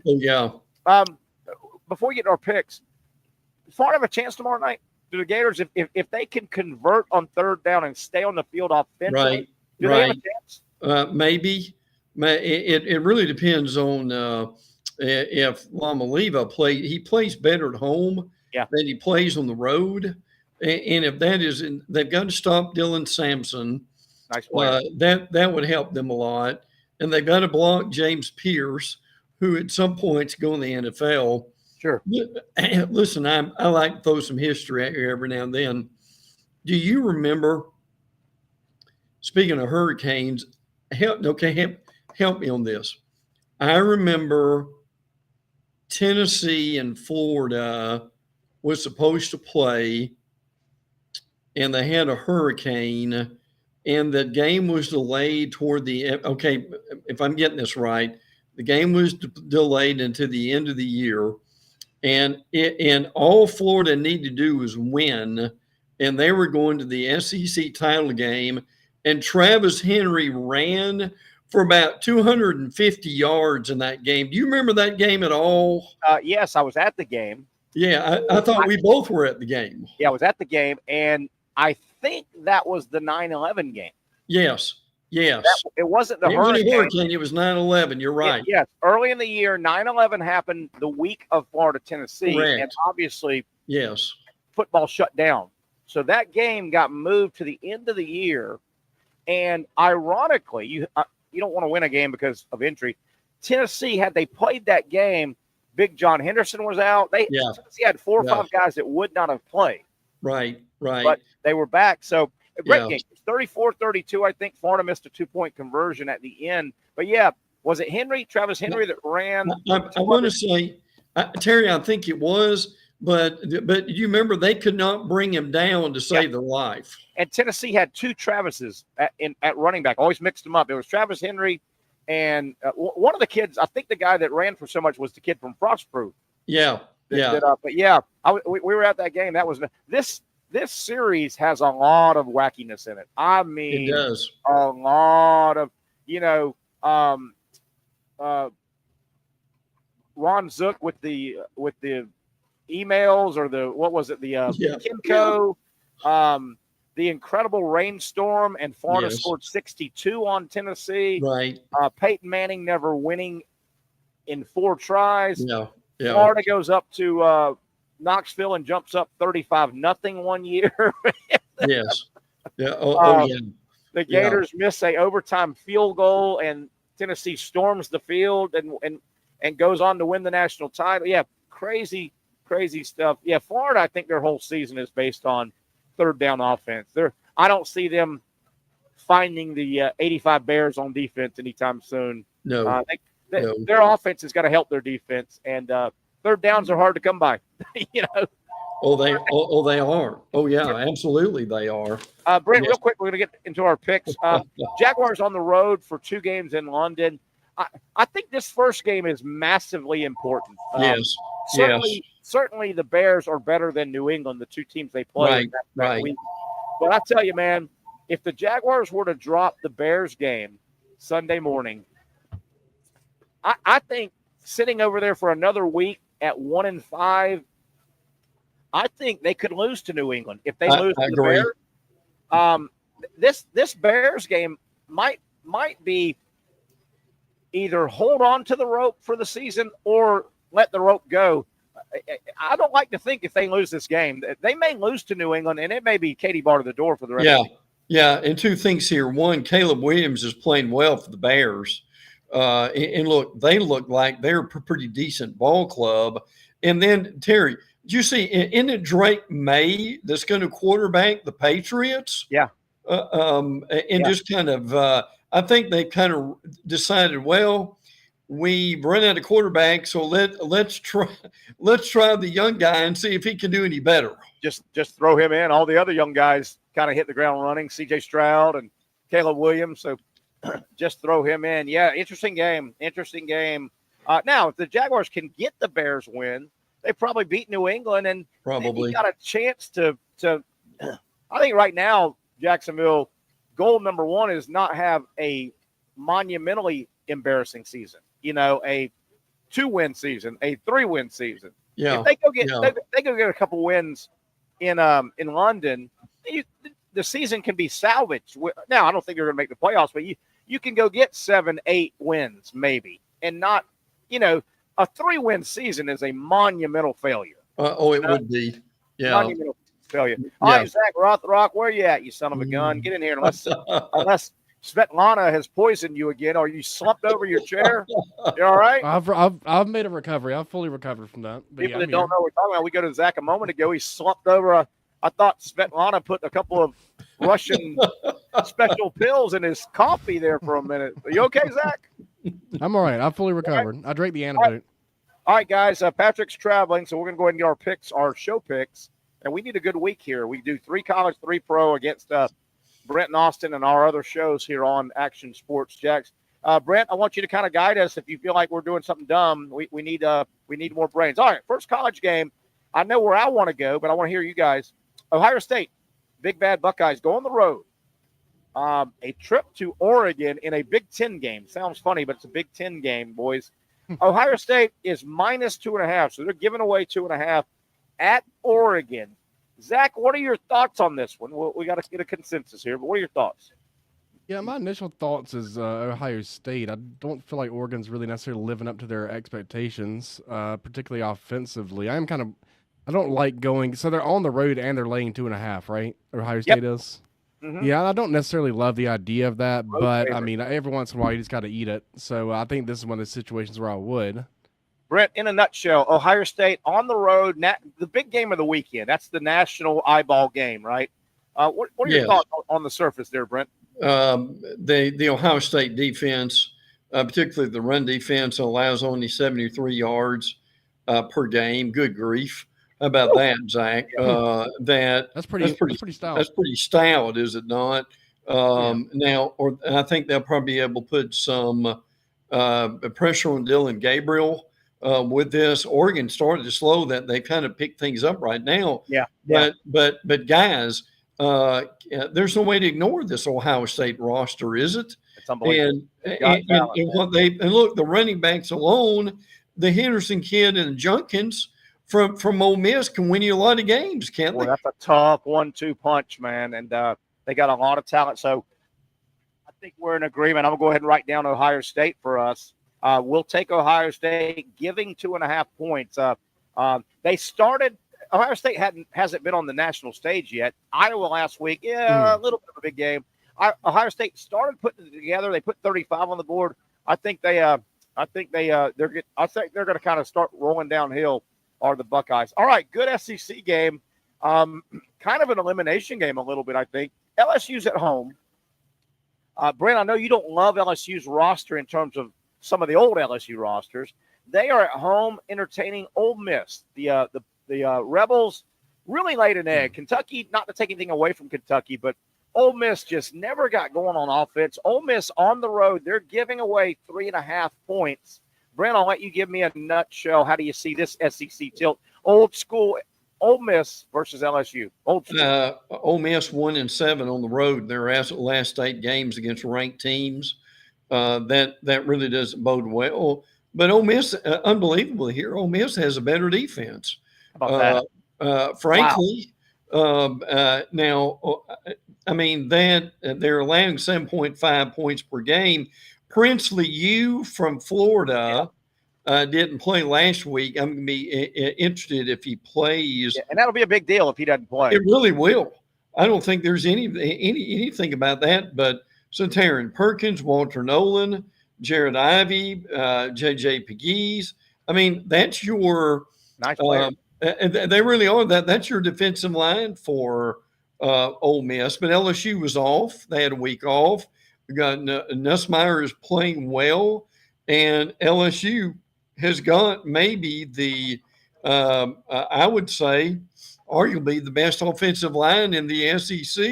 Yeah, those all the way around. So whoever wins that battle is going to win the game between the Ole Miss LSU offensive line, the Ole Miss defensive line. And Zach, I don't know if you're aware. I just want to throw this out. What a shame. Speaking of LSU's defense, Harold Perkins blew out the knee. I guess. Yeah. Great player. He's going to be a great pro. He's a Will Anderson kind of guy. What a shame. Good player. I think he could have gone pro, but he came back to LSU. I think he had enough years. That's tough. Zach, nutshell, LSU, Ole Miss, old school SEC rivalry, Ole Miss on the road, giving away 3.5. I mean, everything that I've seen about how the two teams played so far this year really makes me want to pick Ole Miss. But then, like, you look at like how Lane Kiffin is 10-20 versus ranked opponents, and you look at the fact they're playing at LSU. I really kind of tend to lean towards LSU, so I think I would ultimately go with LSU. But yeah, like Brent Beard said, the Ole Miss defense has been playing surprising. I mean, they completely shut the South Carolina down. I mean, not that super surprising, but I mean, they've been playing really well all year. Went to the low country. He went to the low country, Brent. Yeah. Yeah, they're guys that they get injured and then they're such warriors. They get injured and they come back in the game and get a sack 2 plays later. That's crazy how well they are able to battle through adversity like that. Wow. But given this one truly does seem like a toss up. What was the point spread again? Ole Miss is -3.5, so they have to win by 4 or more. I would really lean towards the home underdog LSU on this one, but I mean, I don't really have a strong. This seems tough. Brent, is that a night game? Do you know off the top of your head? It's the same time as Ohio State and Oregon. That's the problem with that. Damn you, thank you, Brent Beard. Listen, that's one of the biggest games of the year in the SEC. Yeah. I'd rather watch that. Yeah, you're up against one of the best games in the nation. Okay, guys, it sounds like y'all are leaning home team LSU. With that said, I'm going to override both of you idiots. I'm going with Ole Miss for our pick. I think that's a tough one. Give me Ole Miss, putting that offense together and scoring finally. All right, our third game we have to pick. This is our show versus show versus show, blah, blah, blah, 4 shows. Interesting. Penn State goes on the road to play a Big Ten game in Los Angeles. They take on USC. Yeah. And, years gone by, the goal for Penn State, Brent Beard, will let you go first. Years gone by, the goal for Penn State is to get a game in California because they used to mean Rose Bowl, right? That would mean Rose Bowl. Yes. It's not quite the Rose Bowl, but they're playing USC. I know where I'm leaning, and I'll get to me in a minute. I know where I'm leaning on this one. USC, man, I don't know if the wheels are off right now, but they're wobbling, Brent Beard. Lincoln Riley and that car, those wheels are wobbling. How do you see Penn State, USC? I'll give you a stat that sums up USC. In the last 20 games, Lincoln Riley is 11-9. 11-9. And look, they still don't have a defense at USC. And I'll be honest with you, and guys, I don't trust Penn State much more than I don't trust USC, right? Interesting. Zach, your thoughts on this? And I want to get back to what you said, Brent, right there. But Zach, your thoughts? Penn State, big bad Penn State, ranked 4th in the country, I think, right now at USC, who they are tumbling out of the rankings.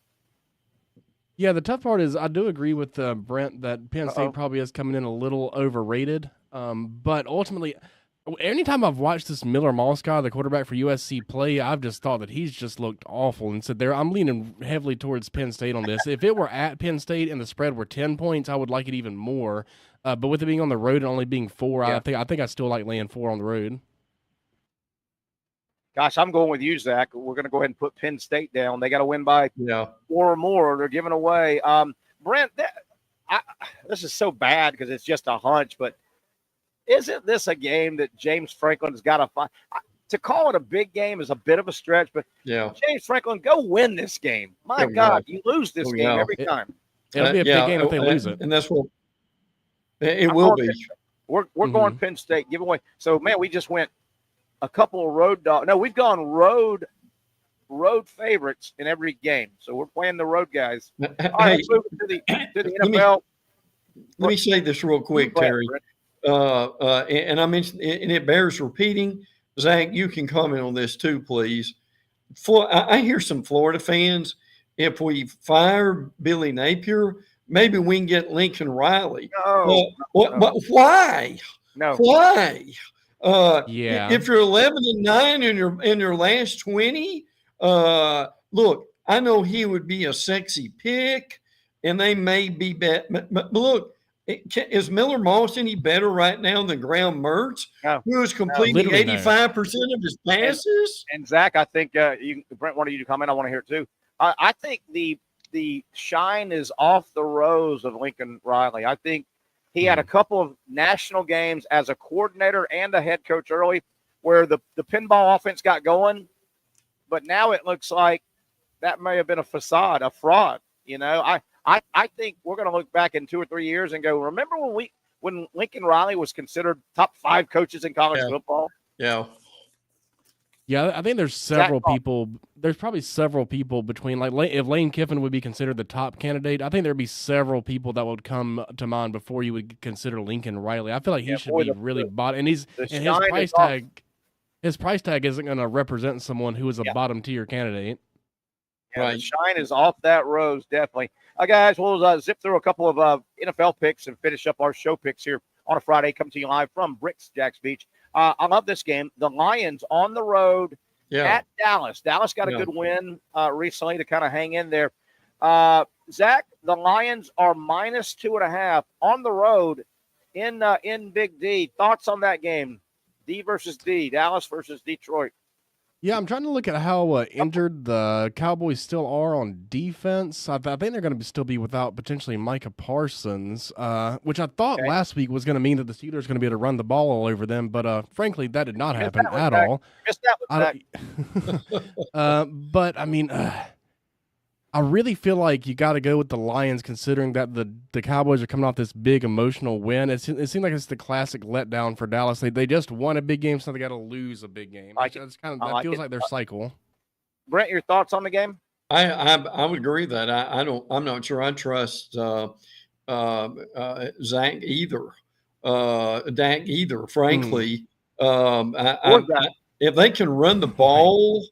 That would make a huge difference for them. But man, I just like the Lions. I think the Lions are tough. They got the personality of their head coach and Zach, not Dak on this one, but Zach. This is a game Dallas loses, right? They've got a chance to do something special. Everybody's behind them in this game, and they come out and lay an absolute egg. Dang, we're going Lions again, and that's another visiting team, man. Ooh, road dogs, or road favorites even. Zach, as the producer, I'm going to ask you this. Brent, I want you to hear this real quick.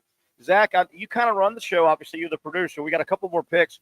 Will we have time to go over the standings where me, you, and Patrick stand, or no? Oh, we could. You know where I'm going. You know where I'm going with that, right? Brent, well, you got to hear. I'll say this. We can, but not if you slowly drag it out over the course of 20 minutes like you like to. Then we don't have enough time. I wonder who's ahead. You shut your filthy mouth. All right, so we're going. We got plenty of time to just say it. All right, how about this game? Wow, Buccaneers on the road at the Saints. I'm going to lead this one off. The Bucs are giving away 3.5 points at the Saints. Spencer freaking Rattler is going to quarterback. Yes. I mean, I'm obviously going with the God, so that's who my loyalties lie with. Yeah, he played in the Low Country for South Carolina. Spencer Rattler, man, wasn't it yesterday that New Orleans was 2-0 and kind of one of the talks of the league? Now they are floundering. Yeah. I know I'm going to go ahead and say let's take the road Bucs and give away 4. Brent, thoughts on that game quickly? Yeah, look, I like Rattler. Now he may not be in this game. I think Rattler is going to be a really good NFL player. I think he can take over that job. I like his moxie. I think he's got a good arm. I know they miss him at South Carolina right now. Sure. So I think he kind of rises up and plays well. Yeah, and I do understand how difficult it is to make your first start in the NFL and win the game. But the fact they're catching 3.5 points and they're at home and they're a team that's capable of scoring 40 points in the game, I think that he's going to find – and he's come out and said he's going to find a way to get Chris Olave the ball more. Chris Olave's been frustrated with how much he's been involved in the offense. I think that can make a difference. And the Saints traditionally play well against the Buccaneers. But having said that, my record is incredibly bad so far, so I'm not going to pound the table too hard for a making his first start. I'm not going to do that. I'm gonna pound the table. I'm going Bucs. I know we're going to go as a team Bucs, giving away points on the road. Man, we're taking a lot of road teams. Come on, road teams. All right, guys. You might as well stay on theme. Yeah, why not? All right, guys. We'll wrap up with the trip over to London. Jaguars, 1 of 2 games in a row. They take on the Bears. Neutral site game, obviously. The Bears are considered a 1.5 favorite. So the Bears, if we took them, they got to win by 2 or more, right? They got to cover that. Yeah, that was like 2. It was 2.5 when I saw it yesterday. This is coming from Brent Martineau, and he just puts them down. Yeah, I understand. So shut your filthy mouth. That means people are betting. Shut your filthy mouth. No, I'm saying. Well, I mean, if you would listen and not just dismiss everything, I was going to say that means that people have been betting on the Jaguars. Hold on a second. Svetlana. Now. Svetlana. Oh now. Man. Engage. Yeah, Engage. The fact that it moved from 2.5 to 1.5 means that people have been betting on the Jaguars. Brent, he didn't even see Svetlana. She walked behind him right to his coffee. Plop, plop. The Russian. She put the Russian aspirin, if you know what I mean, in there. Yeah, I felt her sticking the needle in my neck. Yeah. Yeah, that's old school. They can trace that too good. That's right. Because the needle is out there. It's still, they can discover it. The Russian aspirin, they dissolve. They're gone. They're in your system. They can't find that, my man. Come on. All right, Brent Beard, we're going to London. Bears, you mentioned a minute ago, you kind of like the rookie quarterback Jags. Yeah. Coming off their win. I think we all thought they were going to beat Indianapolis, but they're coming off a win. Thoughts on the game in London? Game number 1 for the Jags in London. Colts may be the most dysfunctional team in the NFL at times, frankly, particularly when they play Jacksonville. I do like the Bears to win the game. I think Jacksonville wins next week against New England. And by the way, as we mentioned, Drake May, I understand, right? Zach is going to be starting for the Patriots, the North Carolina phenom. But my question is not – I mean, what I've seen of the Bears and Caleb Williams has been impressive. But my question for both of you is, can Jacksonville protect Trevor from the Bears front seven, which will have a lot to do with this one? Zach, where do you lean on that game? I think that their ability to protect Trevor is going to be strongly correlated to how well they can run the ball. I think they've kind of found something with Tank Bigsby this year. He's kind of had a resurgence. I think they could potentially find some success against the Bears. And I just frankly, I feel like the Jaguars typically get like an edge over their opponents in these London games. I feel like they usually handle the travel better, the rookie quarterback. So I think he's going to have a really good NFL career. I just don't know if he's going to be ready to handle that. I think the Jaguars might get their second win in a row, which feels kind of crazy. How about that? I'm going to break the tie. I'm going to go Bears. That's fair. I'm not going to pound the table for the Jaguars either. We're going to Ohio State, Ole Miss, Penn State, Bears, Bucks, Lions. Brent, can you hang out around one more segment? Sure. I want to talk Group of 5 real quick. We come back on a break. Hey, it's a Friday edition. We're in the second hour, kind of slowly wrapping up things. The place is hopping here. You know it by now. Bricks, Jags Beach, our Friday location. Don't forget the Friday steak special, $12.99 ribeye steak with 2 sides. Cannot beat it. We've got about a half hour left. Stick around with us. It's the Young and Norvell Show live from Bricks, Jags Beach.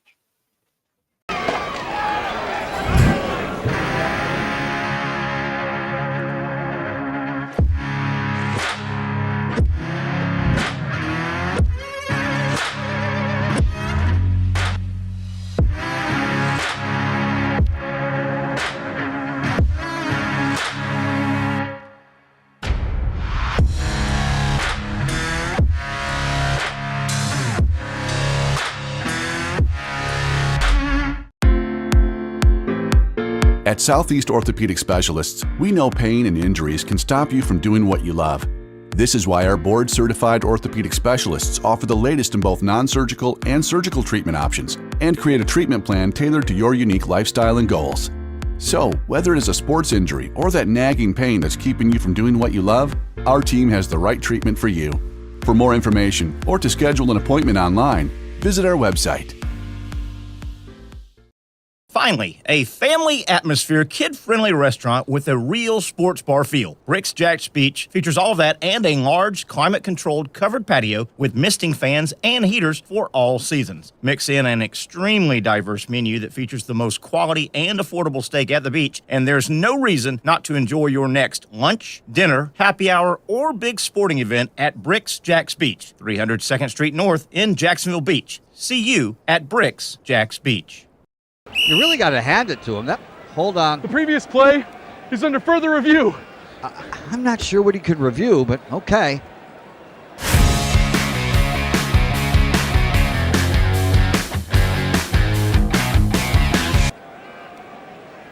Sure has been a while.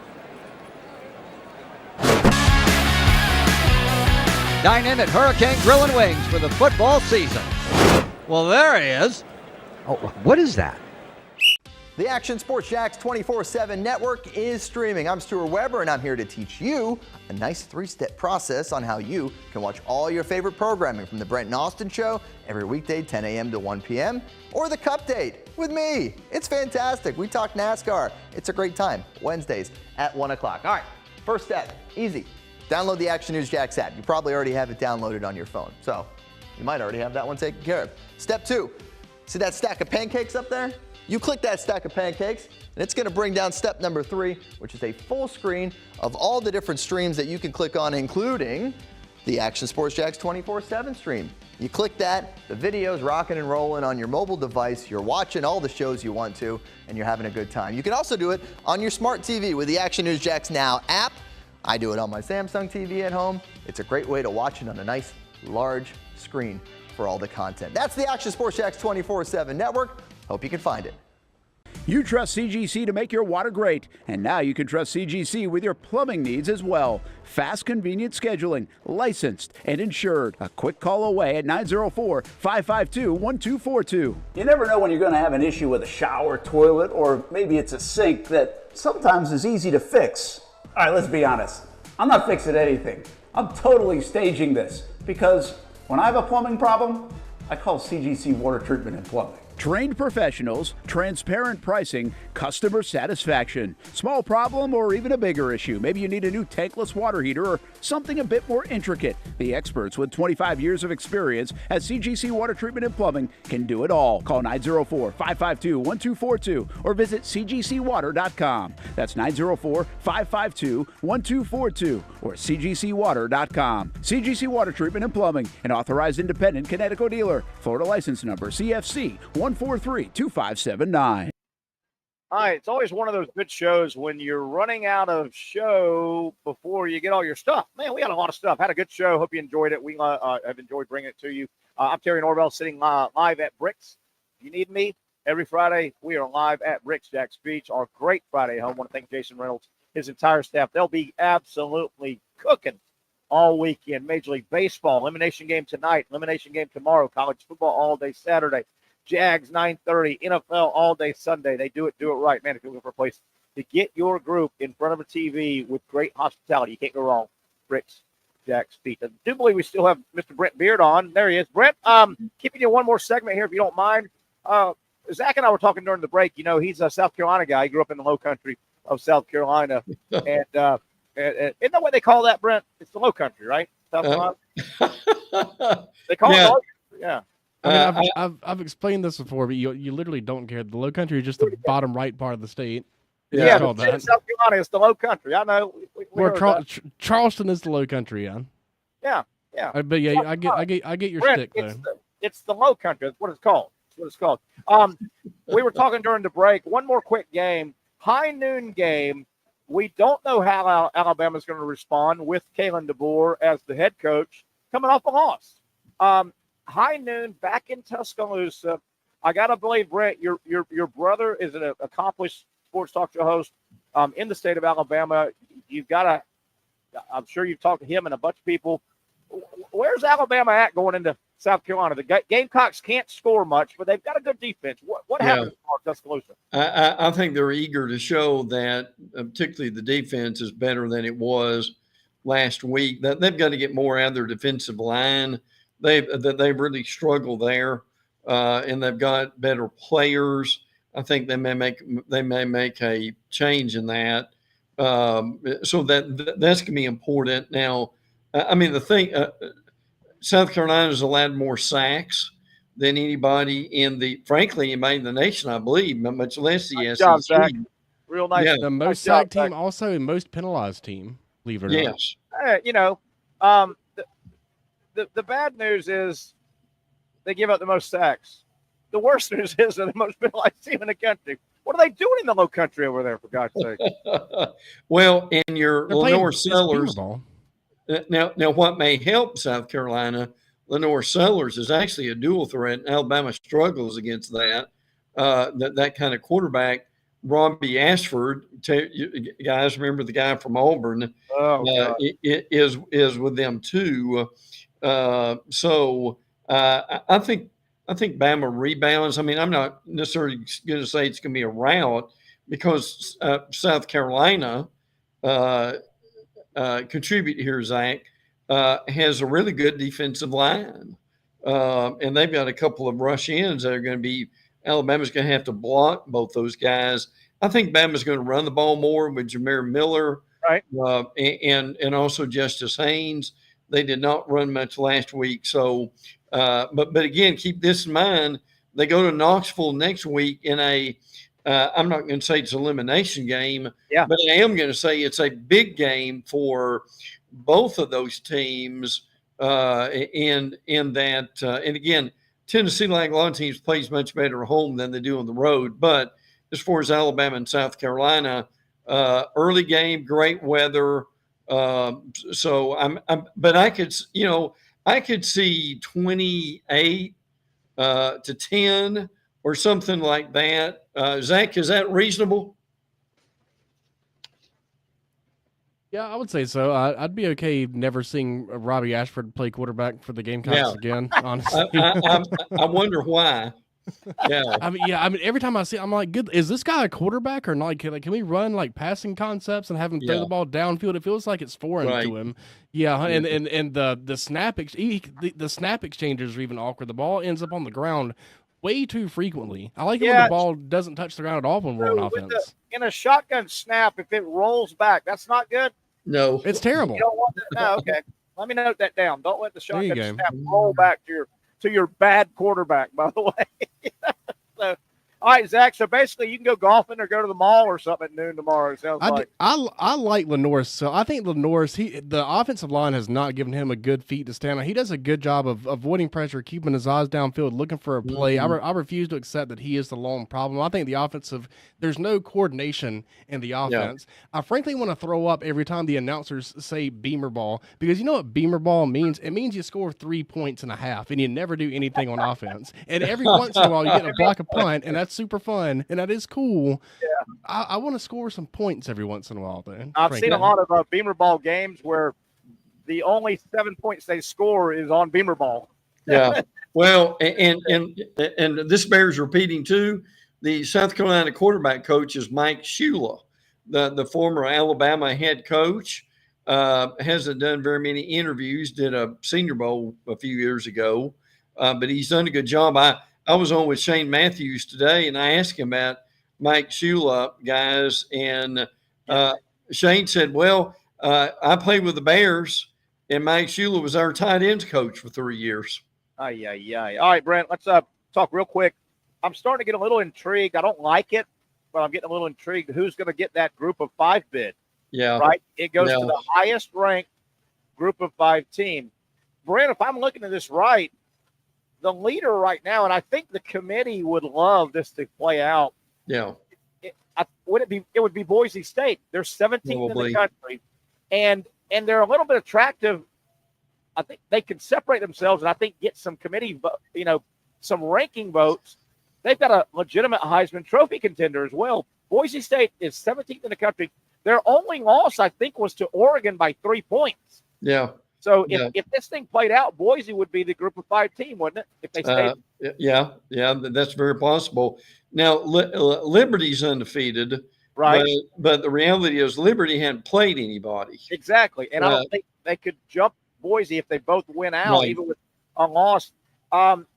It's Memphis, I think, is still in this thing too. Memphis has 1 loss. It was now to a pretty good Navy team. So the Memphis loss, and I guess you would have to at least say Army Navy. They're both undefeated. I don't think they run the table, but I think right now it's Boise's bid to lose, if you ask me. Yeah, I would agree with that. But listen, how much fun would that be if Army Navy played with something that significant on the line? I don't think it would get to that point. But look, now they're not group of 5, but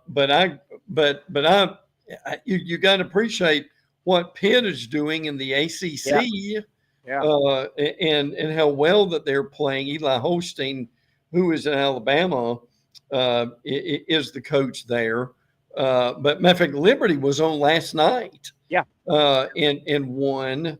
And UNLV is on tonight, by the way. I want to throw that out. Yeah. If people haven't seen them with all their controversy, that would be worth a look. Yeah.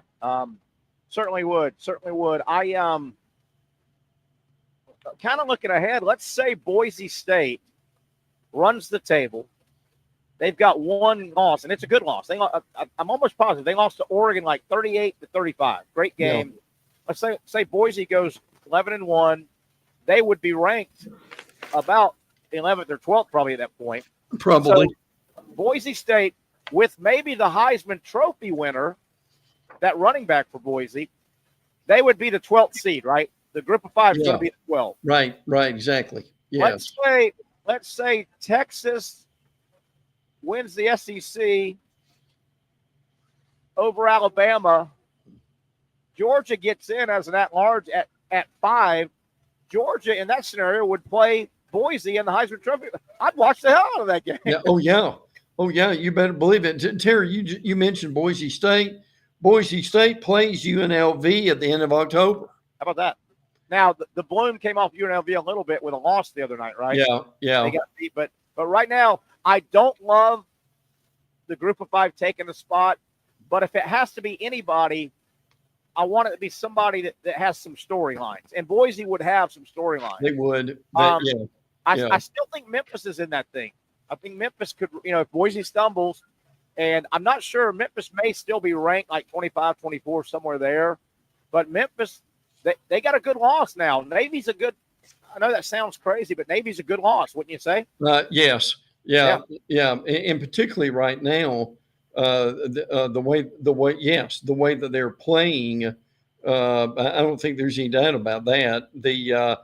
Terry, Boise State is 17, and SMU's 25, but they're in the ACC. Yeah, they're ACC now. Yeah. So I messed that up a lot too. I can look at SMU and I go, wow, they may get that. Nope. Yeah, that's right. Yeah. Absolutely. Brent, I do want to do this soon, and we touched on it without you. You were on the air when we touched on this, but I want to do it with you here within a week or two. And it's a simple math equation too. Brent Beard, we're going to lay out the Power Four, okay? Yeah. And we're going to kind of just project who we think are going to win the Power Four conference championships, and they're the top 4 seeds, right? So we're going to do that soon. And Brent, I'm telling you, the math just doesn't work out. We're going to end up leaving home 2 or 3 schools, I think, that deserve to be in it. Yeah. And no disrespect to Boise, but Boise's going to get one, and I'm going to go, what about this team? Okay. Sure. If 4 teams from the Power 5, they get in. So there's 4. We only got 12, okay?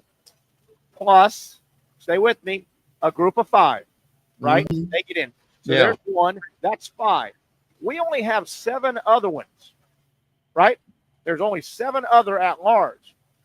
Well, if Texas wins the SEC, Alabama's going to eat up 1 in that scenario. Yeah, right. Georgia may end up eat 1. The Big Ten, you may have Ohio State win it. Penn State's going to eat up. You see where I'm going? If you start eating up 2 and 3 more, right, you're going to run out of spaces, and you're going to go, oh, I'm sorry, Ole Miss at 10-2, you don't get in, or I'm sorry, Penn State at 10, right? We're going to run out of spots. Well, we are, and look, I don't like giving a group of 5 a spot just because of politically correct. I'm sorry. I know that makes sense. I get that. I really do. Now, the good thing about this is in 24 and 25, it stays the same. In 26 and beyond, I think we're going to 14 at least. And that'll help. So that will help. And Terry, here's the reality. When we go to 14, I'm not so sure and people won't like it, that they'll be howling over it. I'm not sure that they will not at that point take away that automatic spot for the group of 5, the non-Power 5. I think that's when it's going to happen. And Brent, we'll go to a break, and I'll let you go. I know it's Friday and you're busy. Right now, the group of 5 gets a handicap pick, right? Well, we'll help them out. We'll give them a crunch. Right. Brent Beard, in a nutshell, why? Why? Yeah. Well, I mean, what do you think their theory is? It just politically correct? Let's help a little. I just don't see a reason why. I think that's some of it. I think they wanted to try to be fair to the group. But look, here, you and I have talked about this now for months. If you're the group of 5, instead of and look, whoever gets that, you've got 2 or 3 other group of 5s that probably should have got it themselves. So again, why don't you go and have your own playoff and make your own money? And because that's going to happen anyway, coming up soon, you have the meeting between the SEC and the Big Ten this week between the commissioners. So, Terry, do you see that happening at some point? Yeah. If they're smart. That's been your plan. You've had that idea. That's a good idea for a long time. So look, if you go and do that, you know, go and have your own 12-team playoff. And I get it. We'll go to break and get you out of here, Brent. I know. I get it.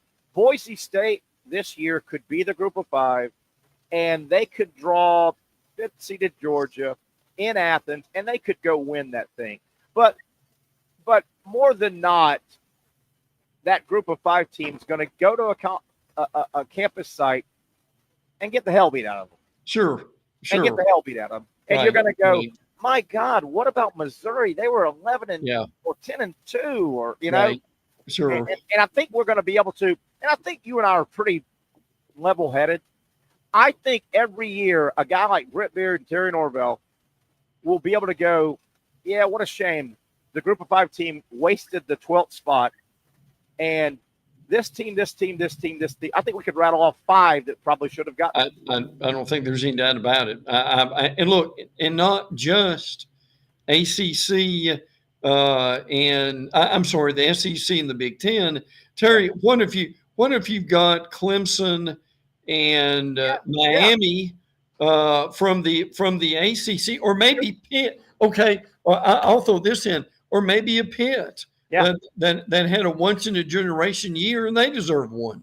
And you know, I never accept the you know what, save a spot for the little guy. Let's help them out. I just don't think you do that in real life. You know, save a spot for the little guy. Well, don't punish the big guy, right? For saving a spot. Anyway, hey Brent, good stuff. Appreciate you as always. Have a good, fun, safe weekend. Enjoy Saturday, man. It's a pretty good weekend. Pretty good Saturday. Can't wait. Some good games tonight, too. So no doubt. Friday night college, good, and baseball. Yes. And I know it's got to hurt you as a Brave fan to see the Mets moving on. Goodness good grief. Mets. Really. Absolutely. All right, buddy. Thank you. Have a good Saturday. Enjoy tomorrow. It's going to be fun. Thank you, buddy. You too. We'll have a lot to talk about next week. You got it, buddy. Let's take our final break, reset everything, and get you off and running toward a fun, good overlapping sports weekend. Probably the best one of the year so far. Major League Baseball, college football, NFL, that and a whole lot more. Let's get back, wrap things up live from Bricks, Jags Beach.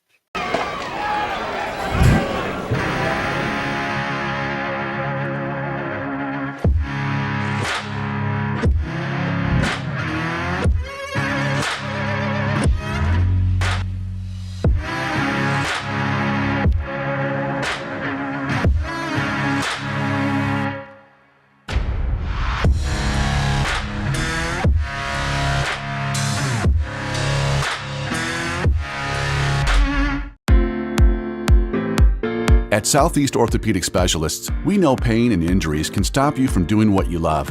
This is why our board-certified orthopedic specialists offer the latest in both non-surgical and surgical treatment options and create a treatment plan tailored to your unique lifestyle and goals. So, whether it is a sports injury or that nagging pain that's keeping you from doing what you love, our team has the right treatment for you. For more information or to schedule an appointment online, visit our website. Finally, a family atmosphere, kid-friendly restaurant with a real sports bar feel. Bricks Jags Beach features all of that and a large, climate-controlled covered patio with misting fans and heaters for all seasons. Mix in an extremely diverse menu that features the most quality and affordable steak at the beach, and there's no reason not to enjoy your next lunch, dinner, happy hour, or big sporting event at Bricks Jags Beach, 300 2nd Street North in Jacksonville Beach. See you at Bricks Jags Beach. You really got to hand it to him. Hold on. The previous play is under further review. I'm not sure what he could review, but okay.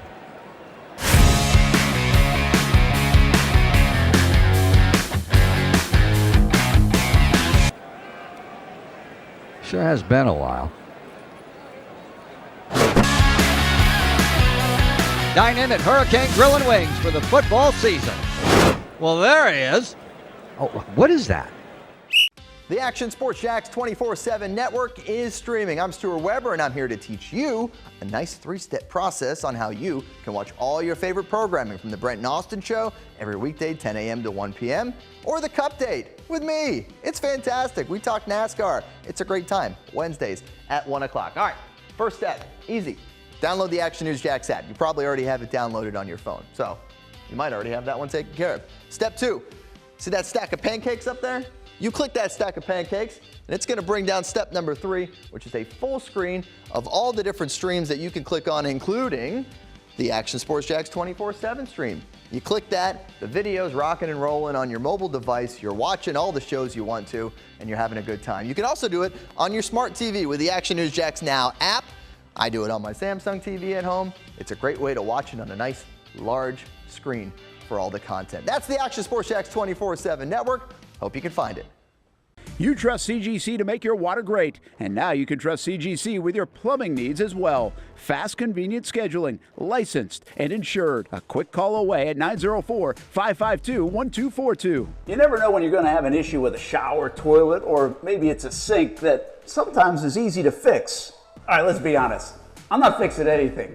I'm totally staging this because when I have a plumbing problem, I call CGC Water Treatment and Plumbing. Trained professionals, transparent pricing, customer satisfaction. Small problem or even a bigger issue. Maybe you need a new tankless water heater or something a bit more intricate. The experts with 25 years of experience at CGC Water Treatment and Plumbing can do it all. Call 904-552-1242 or visit cgcwater.com. That's 904-552-1242 or cgcwater.com. CGC Water Treatment and Plumbing, an authorized independent Connecticut dealer. Florida license number CFC 1432579. All right, it's been a fun, fast, and furious show on a Friday. Wow, how about all that? Alliteration. Zach, is that called alliteration? Fun, fast, furious Friday edition of the Bricks. Is that alliteration in the low country where you're from? Is that called alliteration? Yeah, you know, I always heard in writing class you're supposed to always avoid alliteration, which I feel like right? obviously had done it. Yeah, but I love alliteration. Like, what do you mean? Eminem, the rapper, he made an entire career off alliteration. So I get excited by alliteration. I do nice. Like and you're an author, right? A lot of people don't know you're an author. You have a book.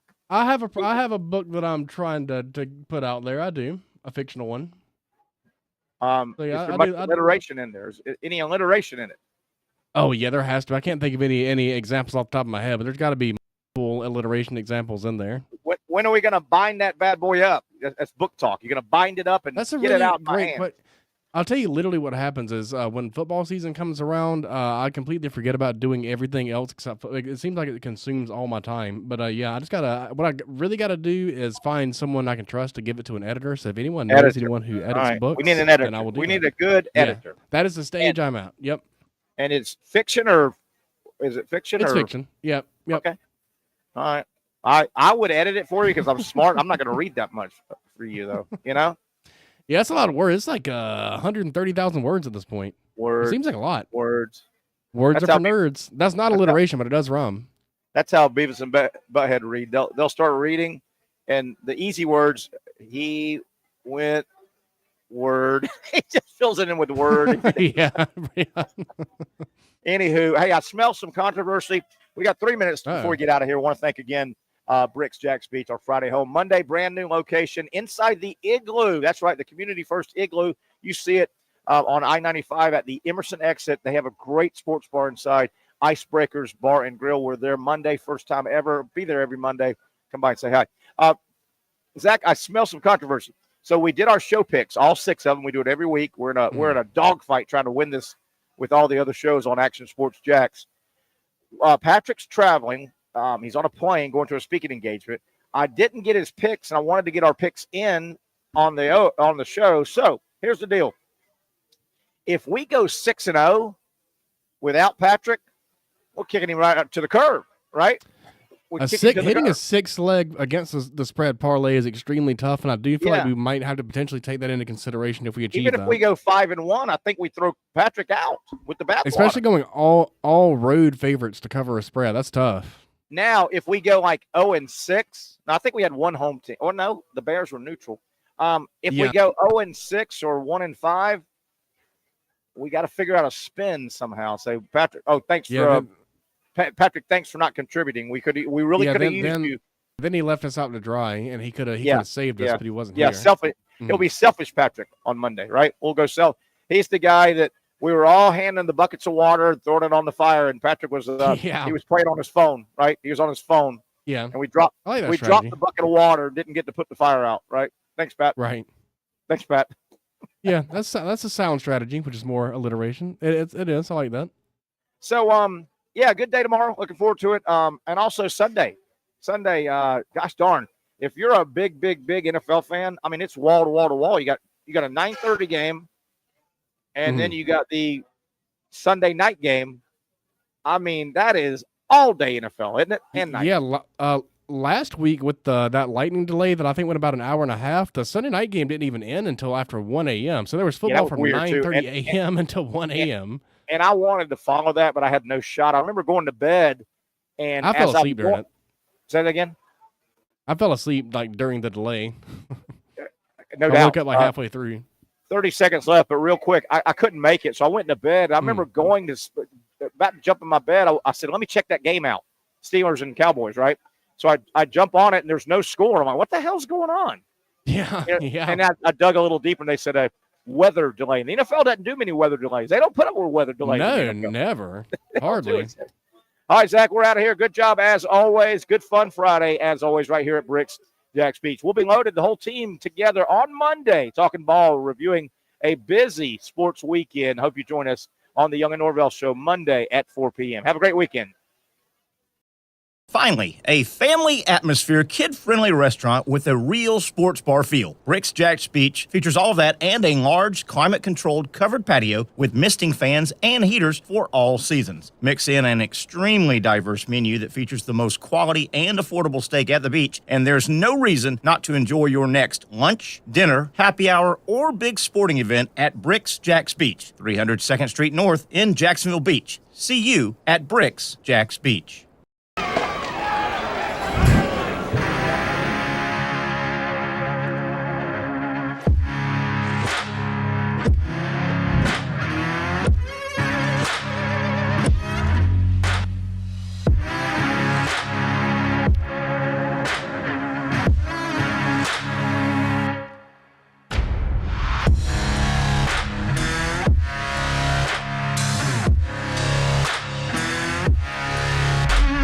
For over 20 years, Southeast Orthopedic Specialists has been providing the highest level of orthopedic and spine care to patients throughout Northeast Florida. Now, we're making that same great care even more convenient with Southeast Orthopedic Specialists Direct, a walk-in clinic where you can be seen for pain or injuries with no appointment needed. Staffed by orthopedic physicians and specialists, we offer everything from diagnosis and treatment to imaging and bracing, all with no appointment needed. For more information, hours, and locations, visit our website. You really got to hand it to him. Hold on. The previous play is under further review. I'm not sure what he could review, but okay.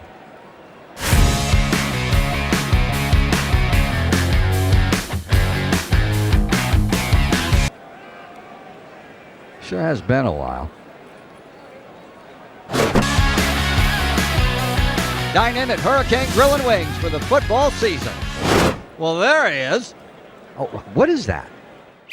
Hey everyone, Olivia Tasley here from Action Sports Jax to tell you all the different ways you can watch our new 24/7 network. 3 easy steps. You don't even need a pen and paper to write it down. Step number 1, download the app. Search Action News Jax in your app store either on your phone or your smart TV. Then, once you're on the app, click on that little drop-down menu in the upper left-hand corner with the 3 little lines. That'll show you these options, and boom, right here, click Action Sports Jax 24/7, and you will be brought to our continuous stream channel. That app can be accessed through all these different platforms. Whether you have Roku, Fire TV, Smart TV, Apple TV, or Google TV, you can find our app. Now, if you don't have access to the app, don't worry, we still got you covered. We're across all social media platforms from Facebook, Instagram, X, YouTube, Twitch. We have a podcast channel. Plus, check out our short reels on our TikTok. Action Sports Jax 24/7. It's on all the time and everywhere. Summertime means sizzling sales at Nimnick Buick GMC. The #1 Buick GMC dealer in Jacksonville has lots of inventory to choose from with their best price guarantee. Nimnick never charges above MSRP. You can save up to $10,000 off select new GMC Sierras or get rates as low as 1.9%. You know, I'm a truck guy. GMC Sierra, my trim level is an SLT. This one's an Elevation. Pretty good looking color as well. So here at Nimnick Buick GMC, you have a lot to pick from.